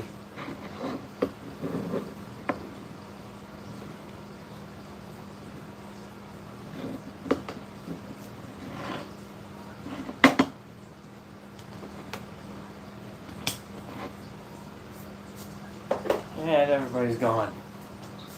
Wow.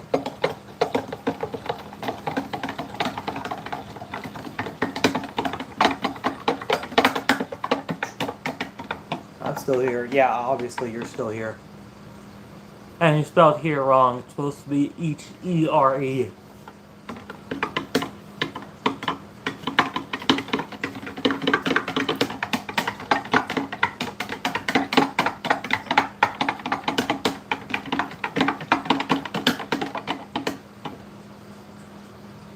Oh, hello, Daniel something. What game were you playing? Well, I know, I think you meant what game was I playing. I was playing Godzilla, but that's over with, so now I'm just getting something to eat, and I brought the audience along with me.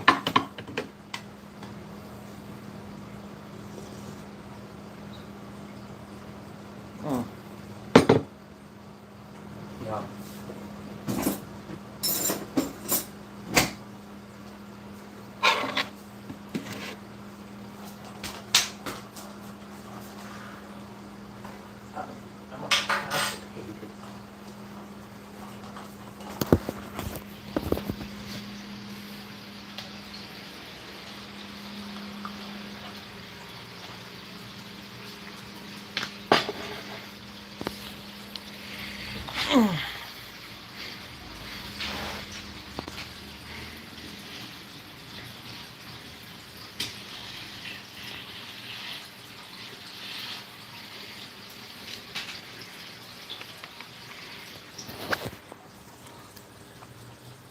Now let's see how this yolk plate one. Oh my god. Oh, I guess I don't need to cut it open. Guess I don't need to mix it.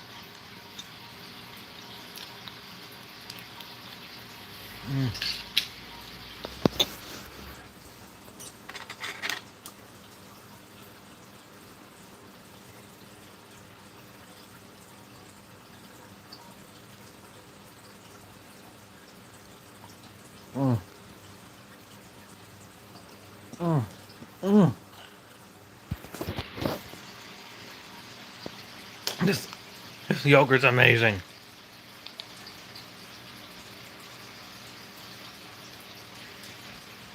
Oh yeah, and I made mac and cheese pizza. Where it was sold at Chuck E. Cheese, but now Cece's Pizza has it.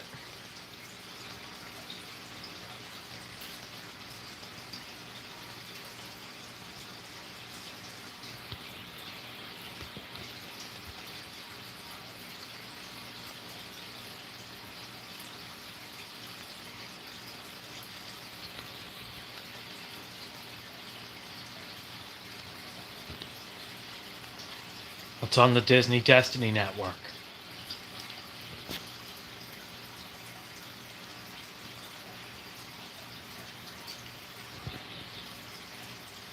There we go.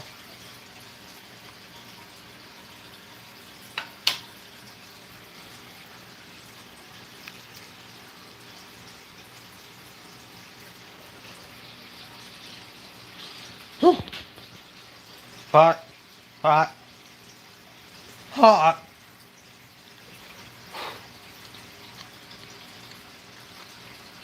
It's delicious.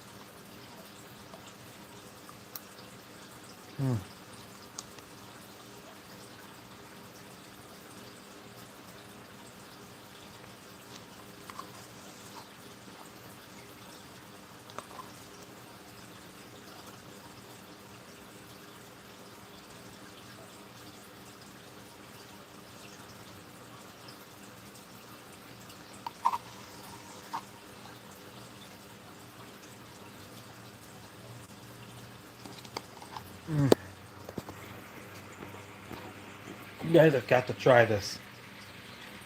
I wonder if they actually found these berries by the mountains. These are mountain blueberries.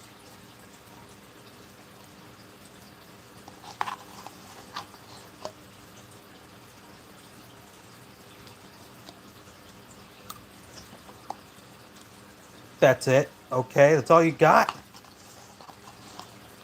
That's all you gotta say?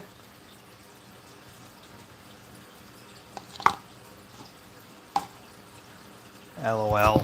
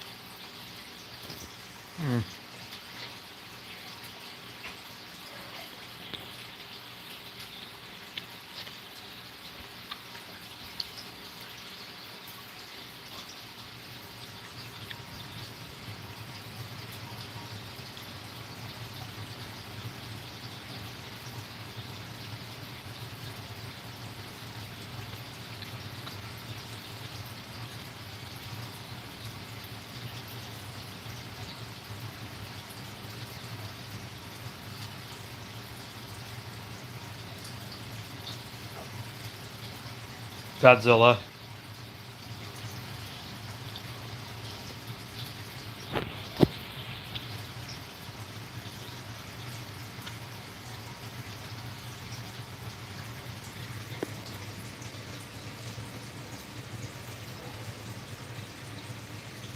Seriously? It's always just an okay.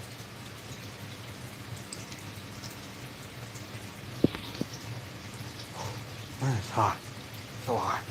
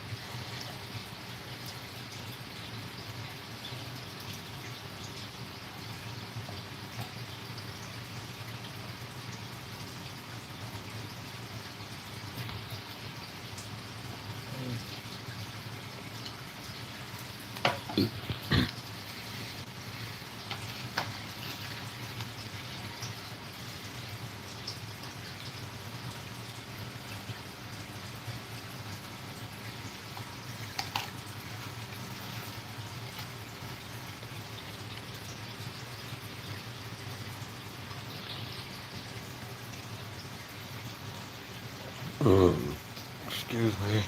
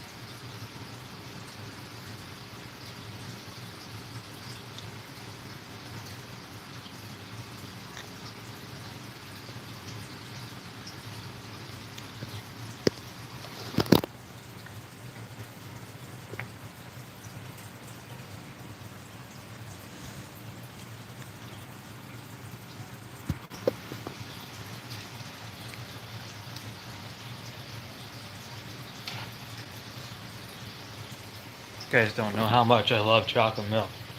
No other milk will do.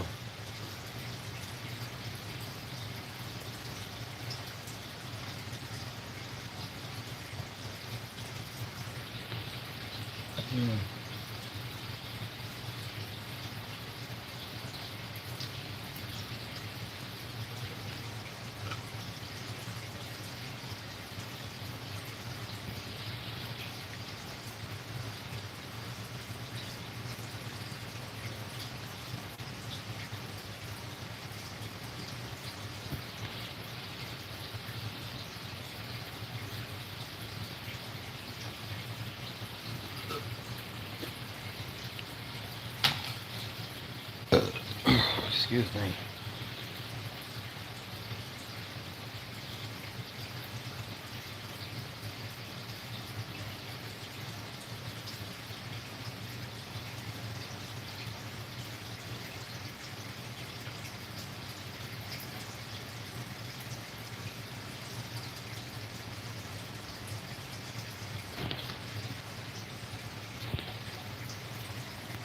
Bet none of my other things are here.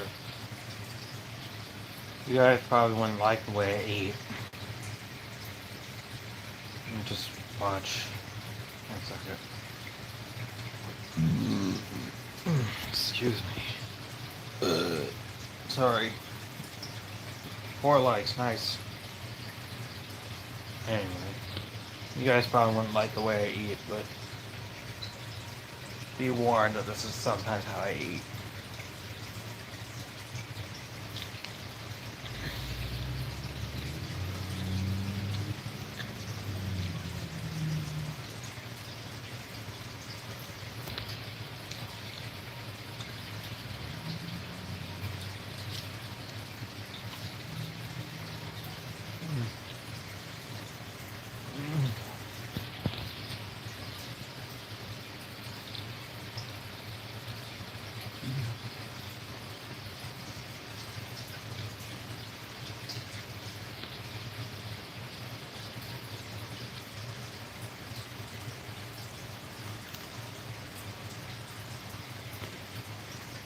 I've got to work.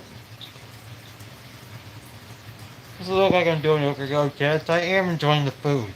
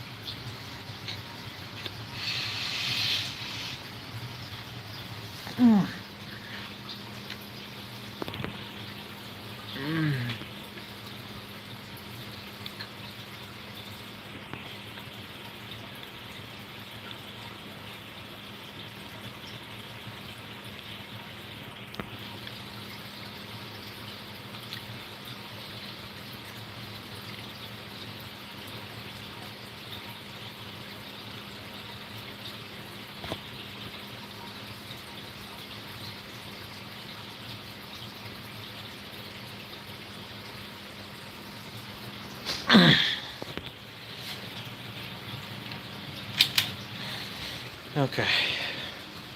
So, enjoy your food. Could have said that earlier. Cause I'm done. You could have said that earlier, Daniel, but I'm done now. So anyway, has anyone ever heard of this horror game called Alphabet Lane?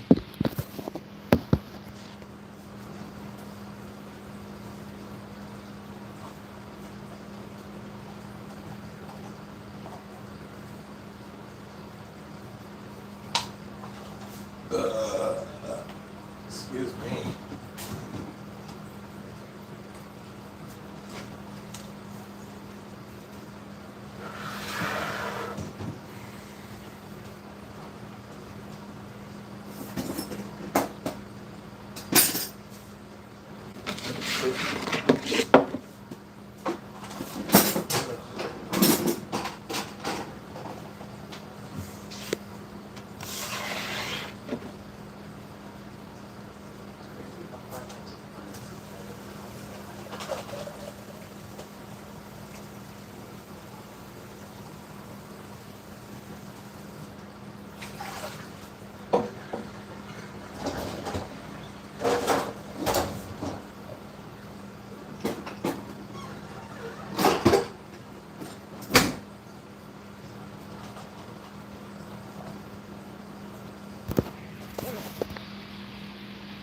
Oh my god.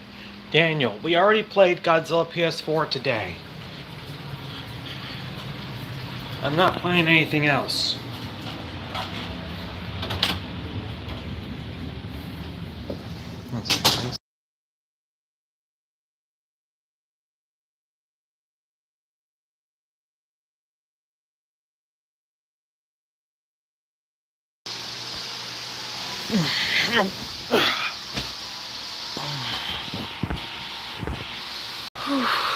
Yeah, that was a nice, delicious meal.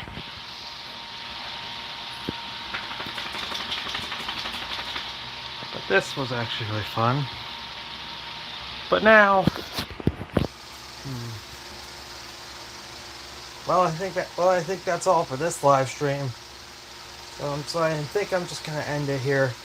But this has been fun. I'm glad we played King Ghidorah, but such a shame that he didn't show up for this live stream.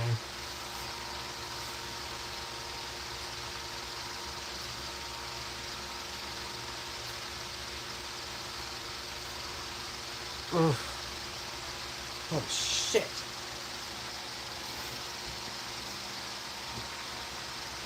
S'more!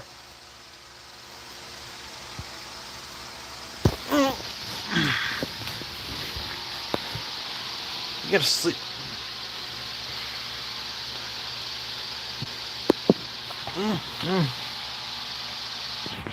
Oh, hello, Cosmo. How's it going?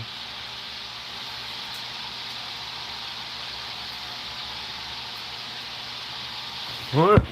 Okay.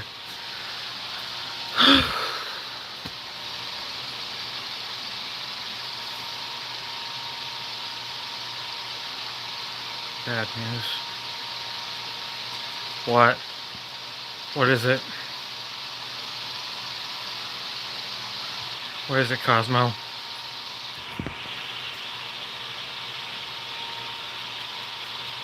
What is it?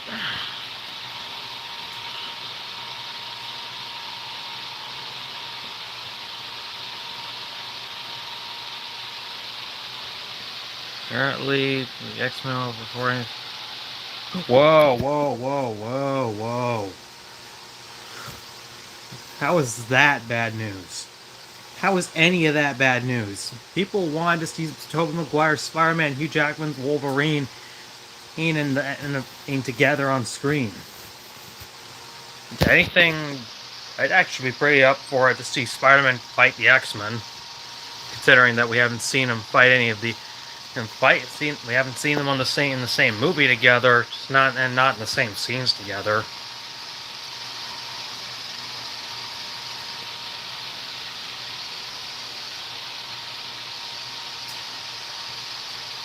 They might kill a... Oh no.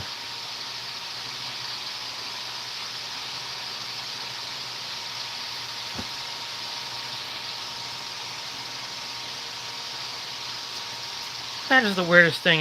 That is the weirdest thing I've ever heard. Why would Spider-Man side with Doom? Why would Bully Maguire of all Spider-Man side with Doom? That's literally. I highly doubt that would even happen. Because why the hell would Bully Maguire actually believe that he's Doom? That honestly just makes no fucking sense.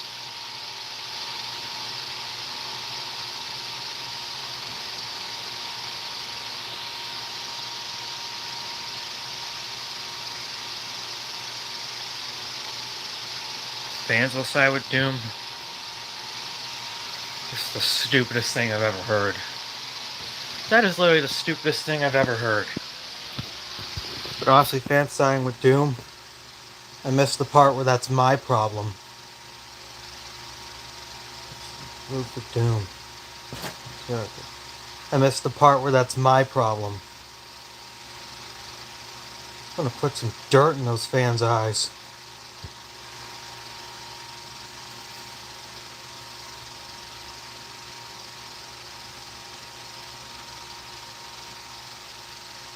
Those fans are trash, Cosmo. But that's just probably a lie and a rumor. People tend to lie on the internet. Just go on the internet and tell lies. Honestly, if Toby were to fight the X-Men, that's literally the stupidest thing I've ever heard. Like what? You think they were gonna make Spider-Man 4 after that? Because Toby never got his Spider-Man 4. No one ever told. I mean, there was a Spider-Man 4, but that shit got canceled.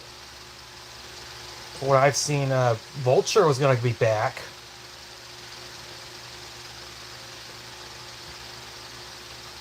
And I think there was gonna be Black Cat, maybe Mysterio, but that never happened.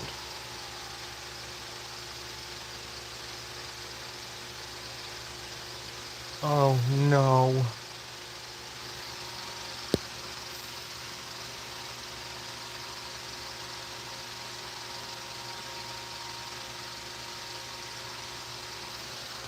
You know what? You know what? Ow. I'm just gonna hold it off until I'm done with Spider-Man.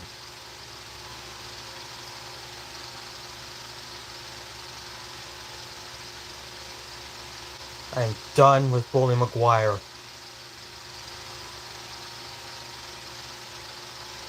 Honestly, they would really want Spider-Man and fight the X-Men after he got sent home in No Way Home.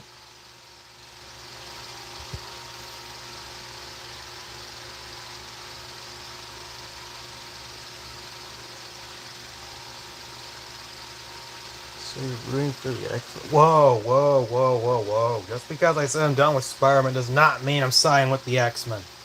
Yet.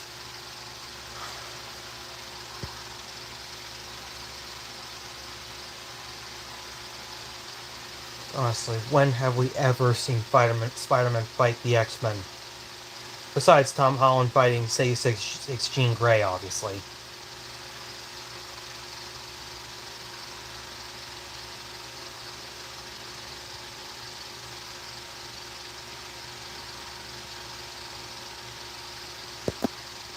Oh my god.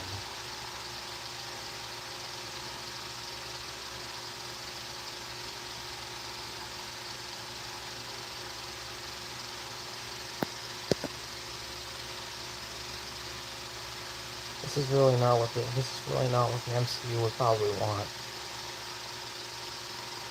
Fine, I'm rooting for the X-Men because I'm done with Spider-Man. Forever! Sorry, got carried away.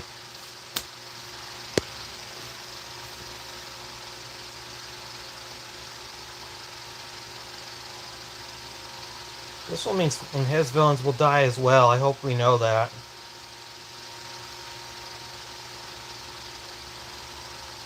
Meaning that Doc Ock will be as good as dead.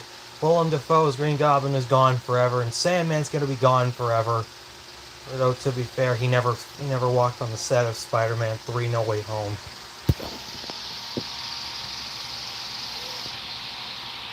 And Kirsten Dunst, or however you say her name properly. Since Mary Jane will be gone forever, and Harry will be gone forever as well.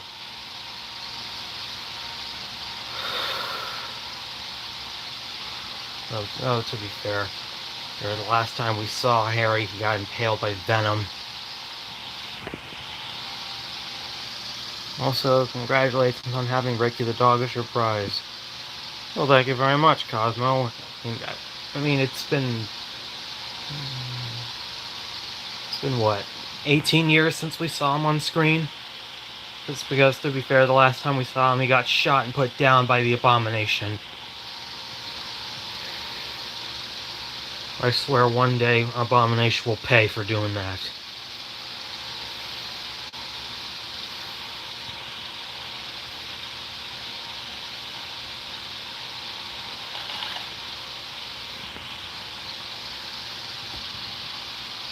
Right. It just doesn't seem fair. And why the hell would Hulk even ditch his dog anyway? That is not the mark of a true owner right there. I think Hulk did not deserve to have Ricky. You know, actually in the Hulk 2003, I actually saw that Hulk actually fought Hulk dogs. So technically he's also an animal abuser. So that's clearly not the first time he's committed animal abuse on screen.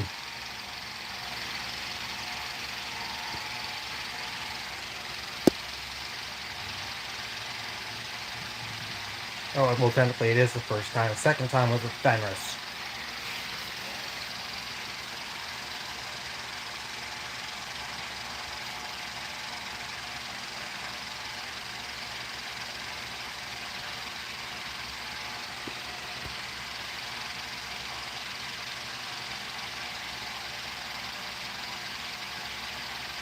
I actually saw that Megamind will return in Doomsday. Of course, it's just a little trend that's going around the internet, but I just pretend it's real.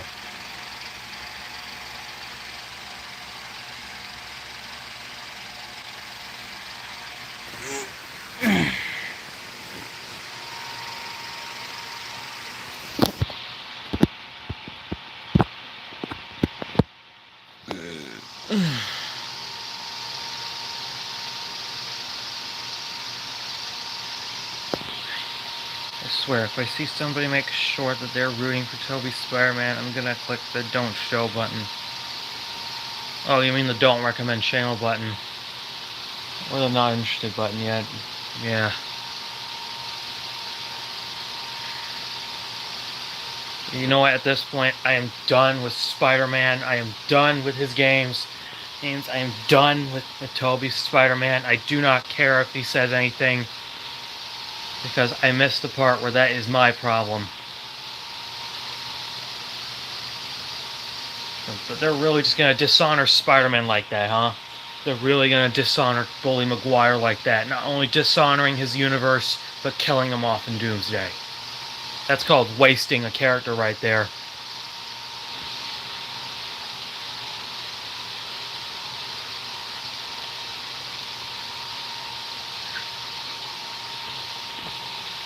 But people have been waiting to see Tobey Maguire's Spider-Man and Hugh Jackman's Wolverine on the screen together. Now that's never gonna happen because he's gonna die.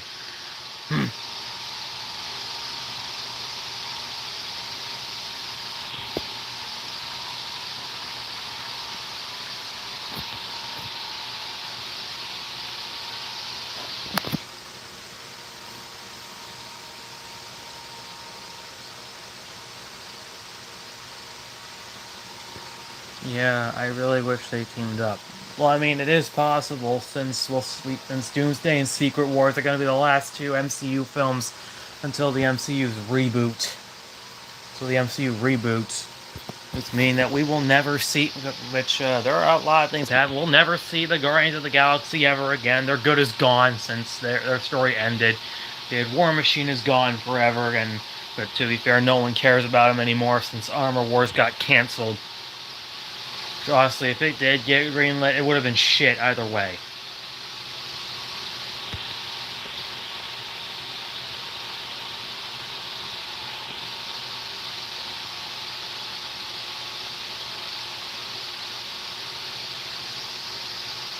And I am never siding with Doom again. I am never gonna side with him on this movie.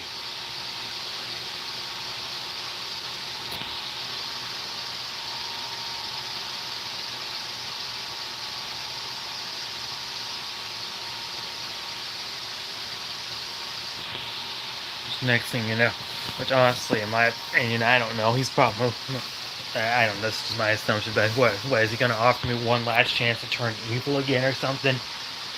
Probably not. Though honestly, Cosmo, people can try 1,000 times to turn me evil. I won't do it. I just simply won't do it. I will never do it. Because ever since I've seen the good side, I no longer want to go back to villainy or be the king of Disney again.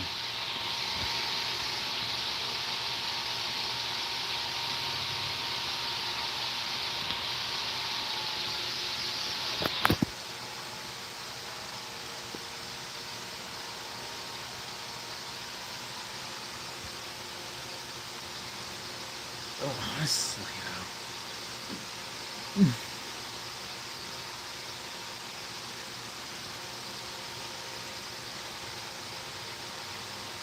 But I guarantee if Megamind was in Doomsday, he would have easily shot Doom with the dehydration gun.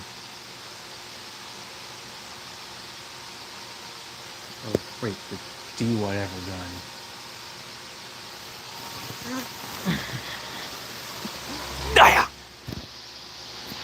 Okay. Now, before I go, everybody, just wanted to explain a little timeline and lore of what will happen. I'll spare you the details in a little nutshell, but after that, I'm not going to spare you any more details. Now, listen, I'm using a leash as a little train right here to help guide you in the right direction. Okay, so literally, this is the start. Alright, Iron Man 2.01. And it's basically my origin story at long last. I should have done an origin story like years ago. Which it was originally possible because, remember, I did have the origin of Sebastian, but all that is gone because, let's face it, Stupid Orange is gone, as good as dead. I mean, the Sunbonds had betrayed me at the time. Stupid Orange is gone forever, and he's back in Millennium Forces area. But to be fair, the last time we saw him, in my universe, he got thrown out of the wedding after me and Peach's kiss. But I imagine he's not doing okay. Hey, but who cares? And 2003 is nowhere to be seen. 2003 Goji is nowhere to be seen. And I hope you know that. Yeah, but yeah, so literally in the first movie, at first it takes place in 2017. I mean, that's literally the year when I fell in the Ice Age world. So when I got adopted by my mammoth mother, all of a sudden, and then it'll be a 2-year gap, 2-year time skip there. 2019. And that's literally when Godzilla 2 came out. And repeat, that's when the next Monsterverse movie came out, Godzilla 2. As some people had called it back in the day. Hey, before it got changed to King of the Monsters. But heck, even I sometimes called it that because it was easily shorter and that way we could see the rest of the words. But we're honestly fooled. Well, it is Godzilla 2. But anyway, so then there's the time jump. I will just give you a little detail, so spoilers ahead, obviously. Unfortunately, my mammoth mother gets killed by Mickey Mouse, and I get captured. And I lose Sister Katie. Katie, don't worry, she's not dead. But originally, we were on our way to a Menace summit. But unfortunately, Mickey Mouse got in the way. And then I got captured. Sure, I was originally going to be brainwashed, but the brainwashing effect didn't work, and I was immune to it. And I found the Disney Resistance hideout. It turns out it was an Animal Kingdom of all places, because the Lion King was there. Because there's a Lion King attraction there, or the Festival of the Lion King.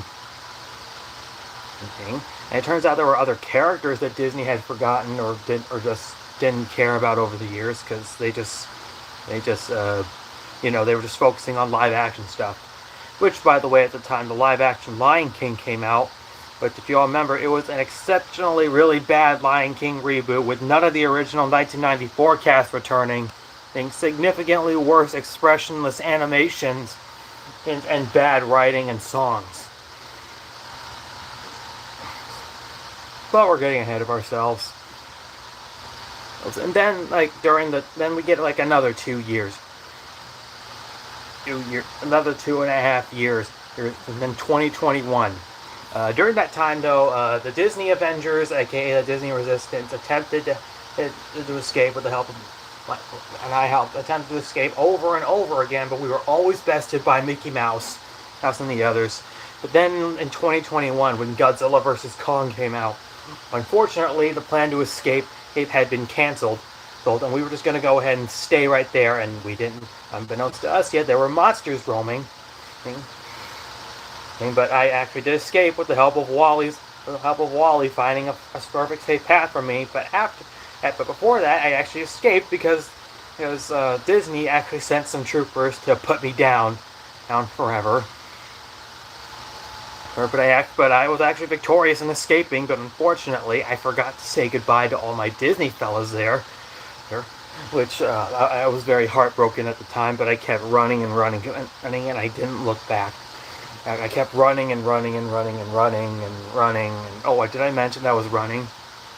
I'm sorry. But then I went to the mall where I found Godzilla, and he actually saved me from some monsters that were working for the evil Disney King, whose identity remained anonymous. And besides, Evil Disney King was the only thing the monsters could say, so that's what they called the castle. Evil Disney King Castle. But it turns out Godzilla had already formed a team of his own. He had Mothra, King Kong, who he was still an asshole to at the time. And he also had Ella and they somehow found Ella the dog at the time. They actually found Ella at the time, and we didn't know why she was there, but I guess maybe Godzilla and Paw Patrol were in a little bit of a beef situation or something. But in order to take down the evil Disney King, I had to get stronger and stronger, so we get another 2-year gap where everything happens. Then a little time skip and jump. We get to see you guys get to see my life flash before your eyes. My marriage with Peaches, the Sunbonnets betraying me after they somehow found the area, but Bunny actually betrayed us later on. What else? We kept finding more and more other creatures along the way. We found other characters along the time. And we met the Avengers. I got my own suit.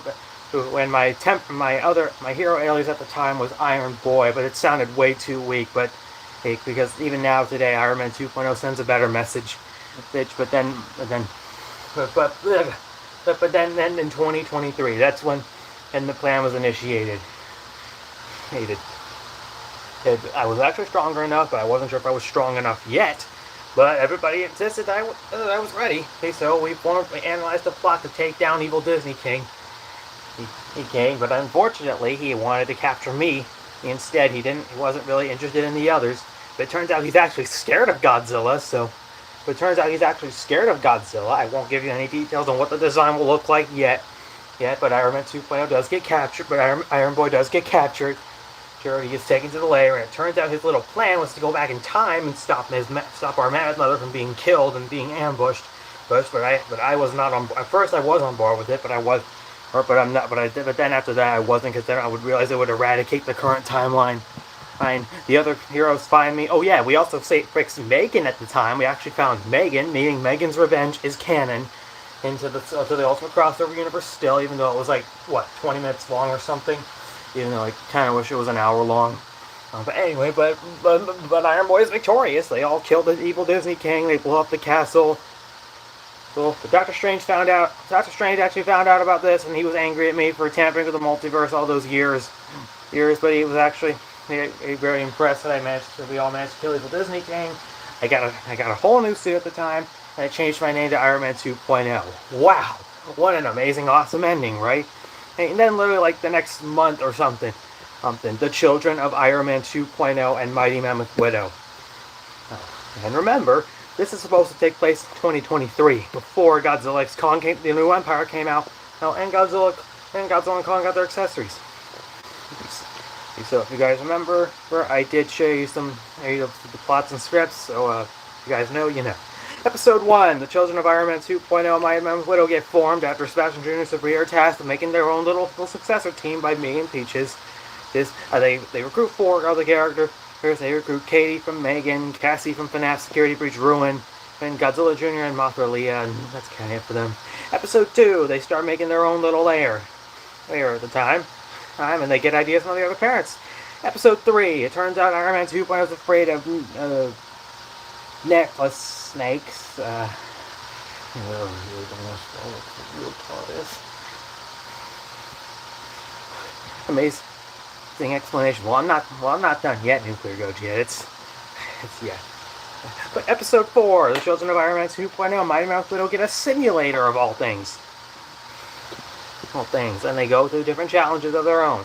Like how Katie kills Brandon in the forest, the same place he was mysteriously killed in Megan 1.0. Godzilla Jr. faces off against Godzilla's old enemy Destroyer. Mothra Leah faces off against Death Ghidorah and Daggara. And so on and so forth. Episode 5. Actually, yeah, wait, hold on. Okay. You already know what's next.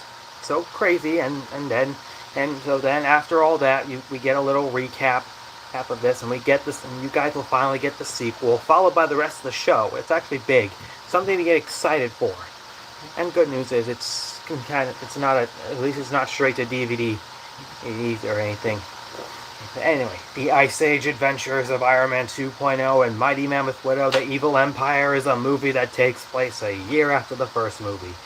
And remember, it's supposed to take place in 2024, so that means that everything has advanced over the year. It's like a year or so after the first movie. Even with that in mind, some characters were actually cut at the time. I kept adding some other characters, but for some reason nothing was working. At one point I added Helen, then I added Tigress, but then I added Sunset Shimmer and Wolverine, which did work, and then after I got Kiara, she was added to the film as well. Also, did you know that this movie is supposed to take place 2 years after the end of Iron Man 2.01? And yeah, that's right, I lied a few seconds ago. This happened within 730 days of each other. That means within 2 years there was the New Empire. What else? The Deadpool and Wolverine movie at the time.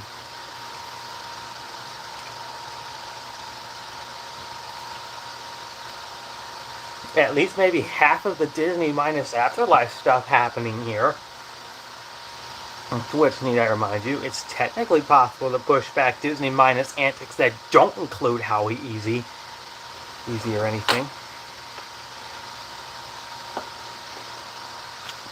So obviously Evil Empire is all about an undiscovered threat hidden within the multiverse, and it'll be up to Iron Man 2.0 and Mighty Mammoth Widow and their buddies to save the world again. And blah blah blah, there's this new threat called Redshin. Then Godzilla, Iron Man 2.0, and Wolverine are going to fight in this movie. After Iron Man 2.0 gets the Infinity Gauntlet, the Nano Gauntlet, which is reused from Avengers 4. What else?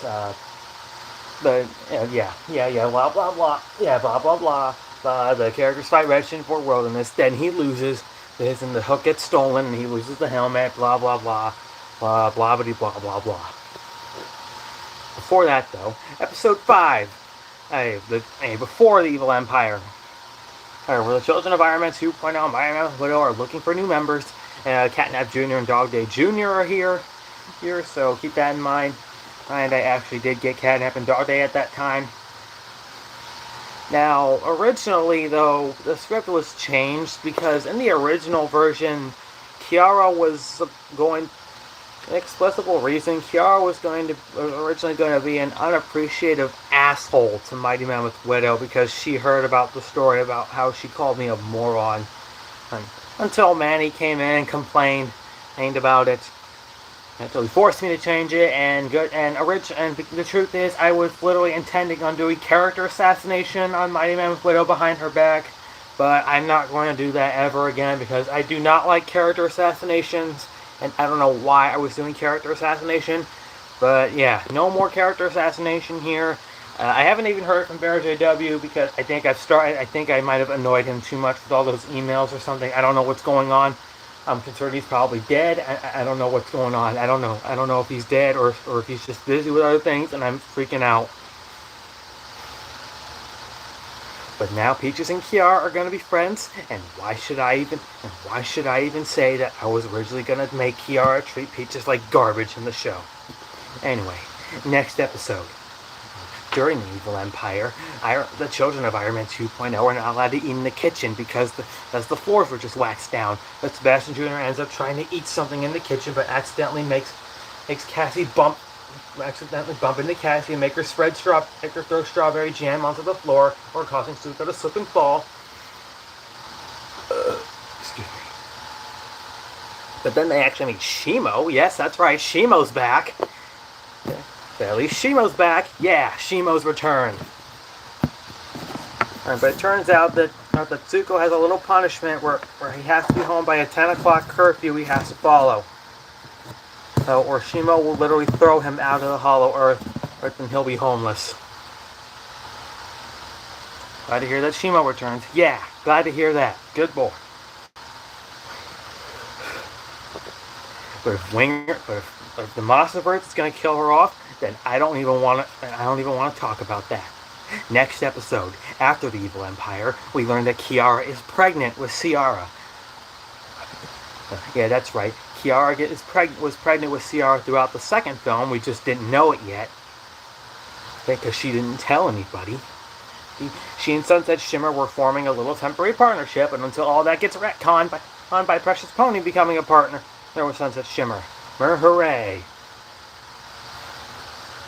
If no one even cared about that partnership, then why should I? Even though it's pretty cool that Precious made a good friend. Anyway, next episode, Deadpool and Wolverine are back. Yeah, that's right, Deadpool and Wolverine return. And Deadpool was really upset that I stole his belt. Oh, but it actually looks better on me. And X-23 and Kidpool are back.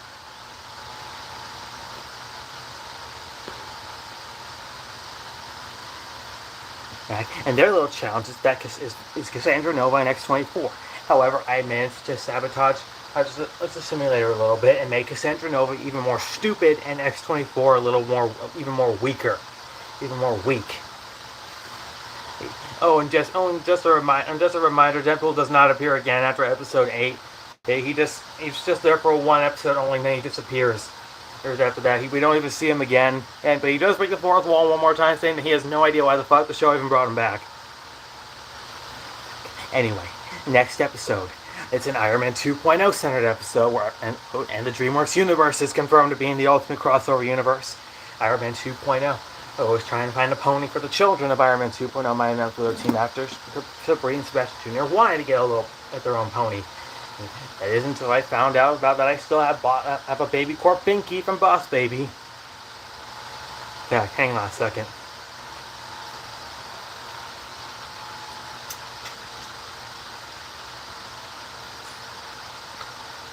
I guess the babies are doing fine. Sorry, I had to see. Oh, shit!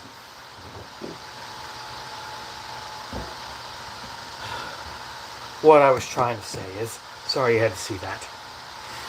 Where was I? Oh, yeah, anyway. But getting Precious Pony was victorious until Tabitha got sad that Precious Pony was leaving. evening, but I decided to stay until she calmed down and was happy. And it worked. I was actually victorious in that. And then I run off into the sun. And then we run off into the sunset, and we're victorious. And I promised I would send postcards and letters about it. Episode 10 will be the last members we see in this episode and get introduced. So we get Charisma, Saluna, and Sylvia, and Flurry Heart's back. Yep, Flurry Heart will be returning in the Children of Iron Man 2.0 Mighty Mammoth Widow. They get their own little challenges, but unfortunately, I fell asleep because it was in the middle of the night. So I unfortunately ended up falling asleep, not aware that they completed the challenges. But yeah. And turns out during all of this, Dark Iron Man 2.0 was trying to figure out a plan to get all the parents, and he only comes out of retirement since the show. Yeah, that's right. Anyway, episode 11, and the girls are all going on a ladies' night. Oops, sorry, he didn't. Oh, I'm sorry, didn't mean to spoil the big reveal. But it turns out that Peaches and Kiara are not the only ladies going. To which the script lied to you all. The script lied. The other girls are going on a girls' night. But Dark Iron Man 2.0 is a little successful with hypnotizing just Peaches and Kiara at the time. I haven't hypnotized some of the other people he managed to get to there. Then he lures Iron Man 2.0 to the trap. The other hypnotized parents get Godzilla, and they hypnotize him too. Oh, and good news, the Polar Express is back. Yep, the Polar Express is going to return. And that's the Children of Iron Man 2.0's little vehicle. Well, anyway.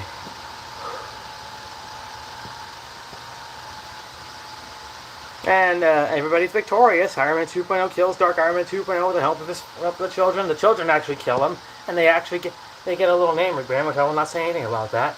Yeah, but the end. Wow, what an amazing, awesome ending. And then literally 6 months after the Children of Iron Man 2.0, the Fort Wilderness episode. The Fort Wilderness special, which it's just like the Hawaiian Vacation episode, except that in Bonnie's room. Except it's not in Bonnie's room; it's actually a Fort Wilderness. This Reston was killed, but sadly we don't mention that at all. Oh, the Sunbonnes are back, and Bunny's nowhere to be seen. She's as good as dead. Bubbles and Beulah have reformed at the time, and Bunny is gone forever. It's unclear what happened to her.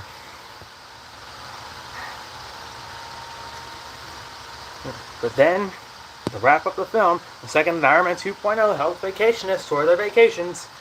They gotta die. And that just leaves us with Iron Man 2.0 and Kiara's Disney Destiny Adventure. Which I'm still trying to work on that. Which I finally sent in the plot, and I'm actually gonna start working on the script. Which honestly. But then that'll just end off the first wave. And good news is, Patch the dog from 101 Dalmatians 2 is coming back. Yep. Because honestly, Disney has done nothing with the 101 Dalmatians since the live-action incarnations and the live-action Cruella prequel.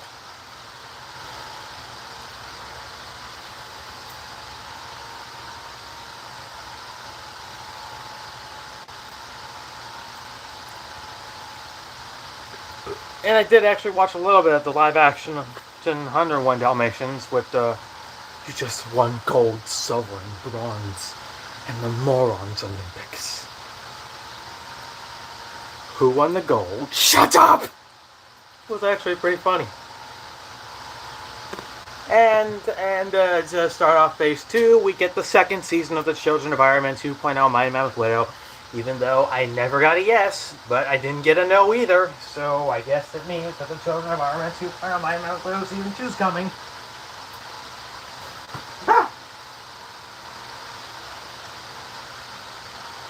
And keep in mind, it's still unknown whether and unfortunately, I have sadly abandoned the Disney Treasure Project. Yeah, because I can't seem to figure out if I should rework it as a show or not. But I think maybe I might rework it as a show. Oh, but who knows? Oh, it's the future. Who knows in the future? But that is all. That is the entire lore of the Children of Iron Man 2.0 of the Iron Man 2.0 trilogy. Oh yeah, and you also get a second recap before Disney Destiny Adventure.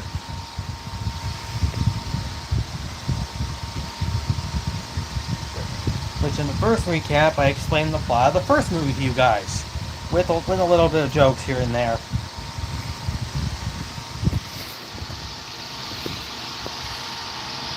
It's honestly a good way to help newcomers catch up on the story if they wanted it. If they want it. And most of the stuff they talk about, most of the stuff I talk about in that one, like Evil Disney King and Mickey Mouse, actually factor in with the movie set. Actually factor in with the universe setting. And then the second trilogy recap, it'll actually be inspired by the Spider-Man 2 recap. Yeah, Spider-Man 2.0 and Kiara actually explained the plot of the first two movies. With a little bit of jokes, really. With some jokes here and there.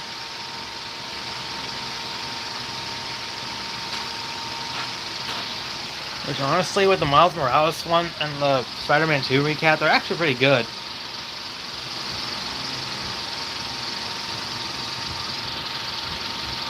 Which, if you remember those recaps, where Miles actually explains the plot of the first game to us on his side of the story. It's honestly quite a nice way, a nice touching way to catch viewers up on the story.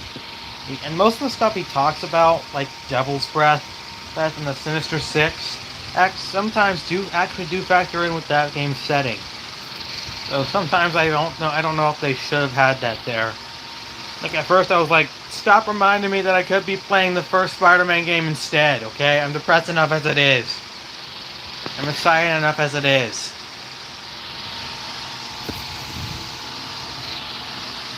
But then Spider-Man 2 actually does give us the recap of the first two games. With some jokes here and there. And it's also a nice way to help catch viewers up on the story as well. And most of the stuff they talk about, like Doc Ock and the Tinkerer, do factor in with the story setting again. It was actually nice of them to actually have that there. But again, stop reminding me that I could be playing the two other games instead. I'm crazy up enough as it is. But anyway, I think I'll now end the live stream here. This has been quite fun, and finally Cosmo arrived. Though she gave me bad news. But it didn't sound like bad news to me. It sounded like insane news. But whatever. But other than that, thank you guys so much for watching. I hope you all enjoyed. And until next time, we will be playing Rodan from Godzilla King of the Monsters. And until then, see you next time. And I will see you all at the next live stream. Farewell.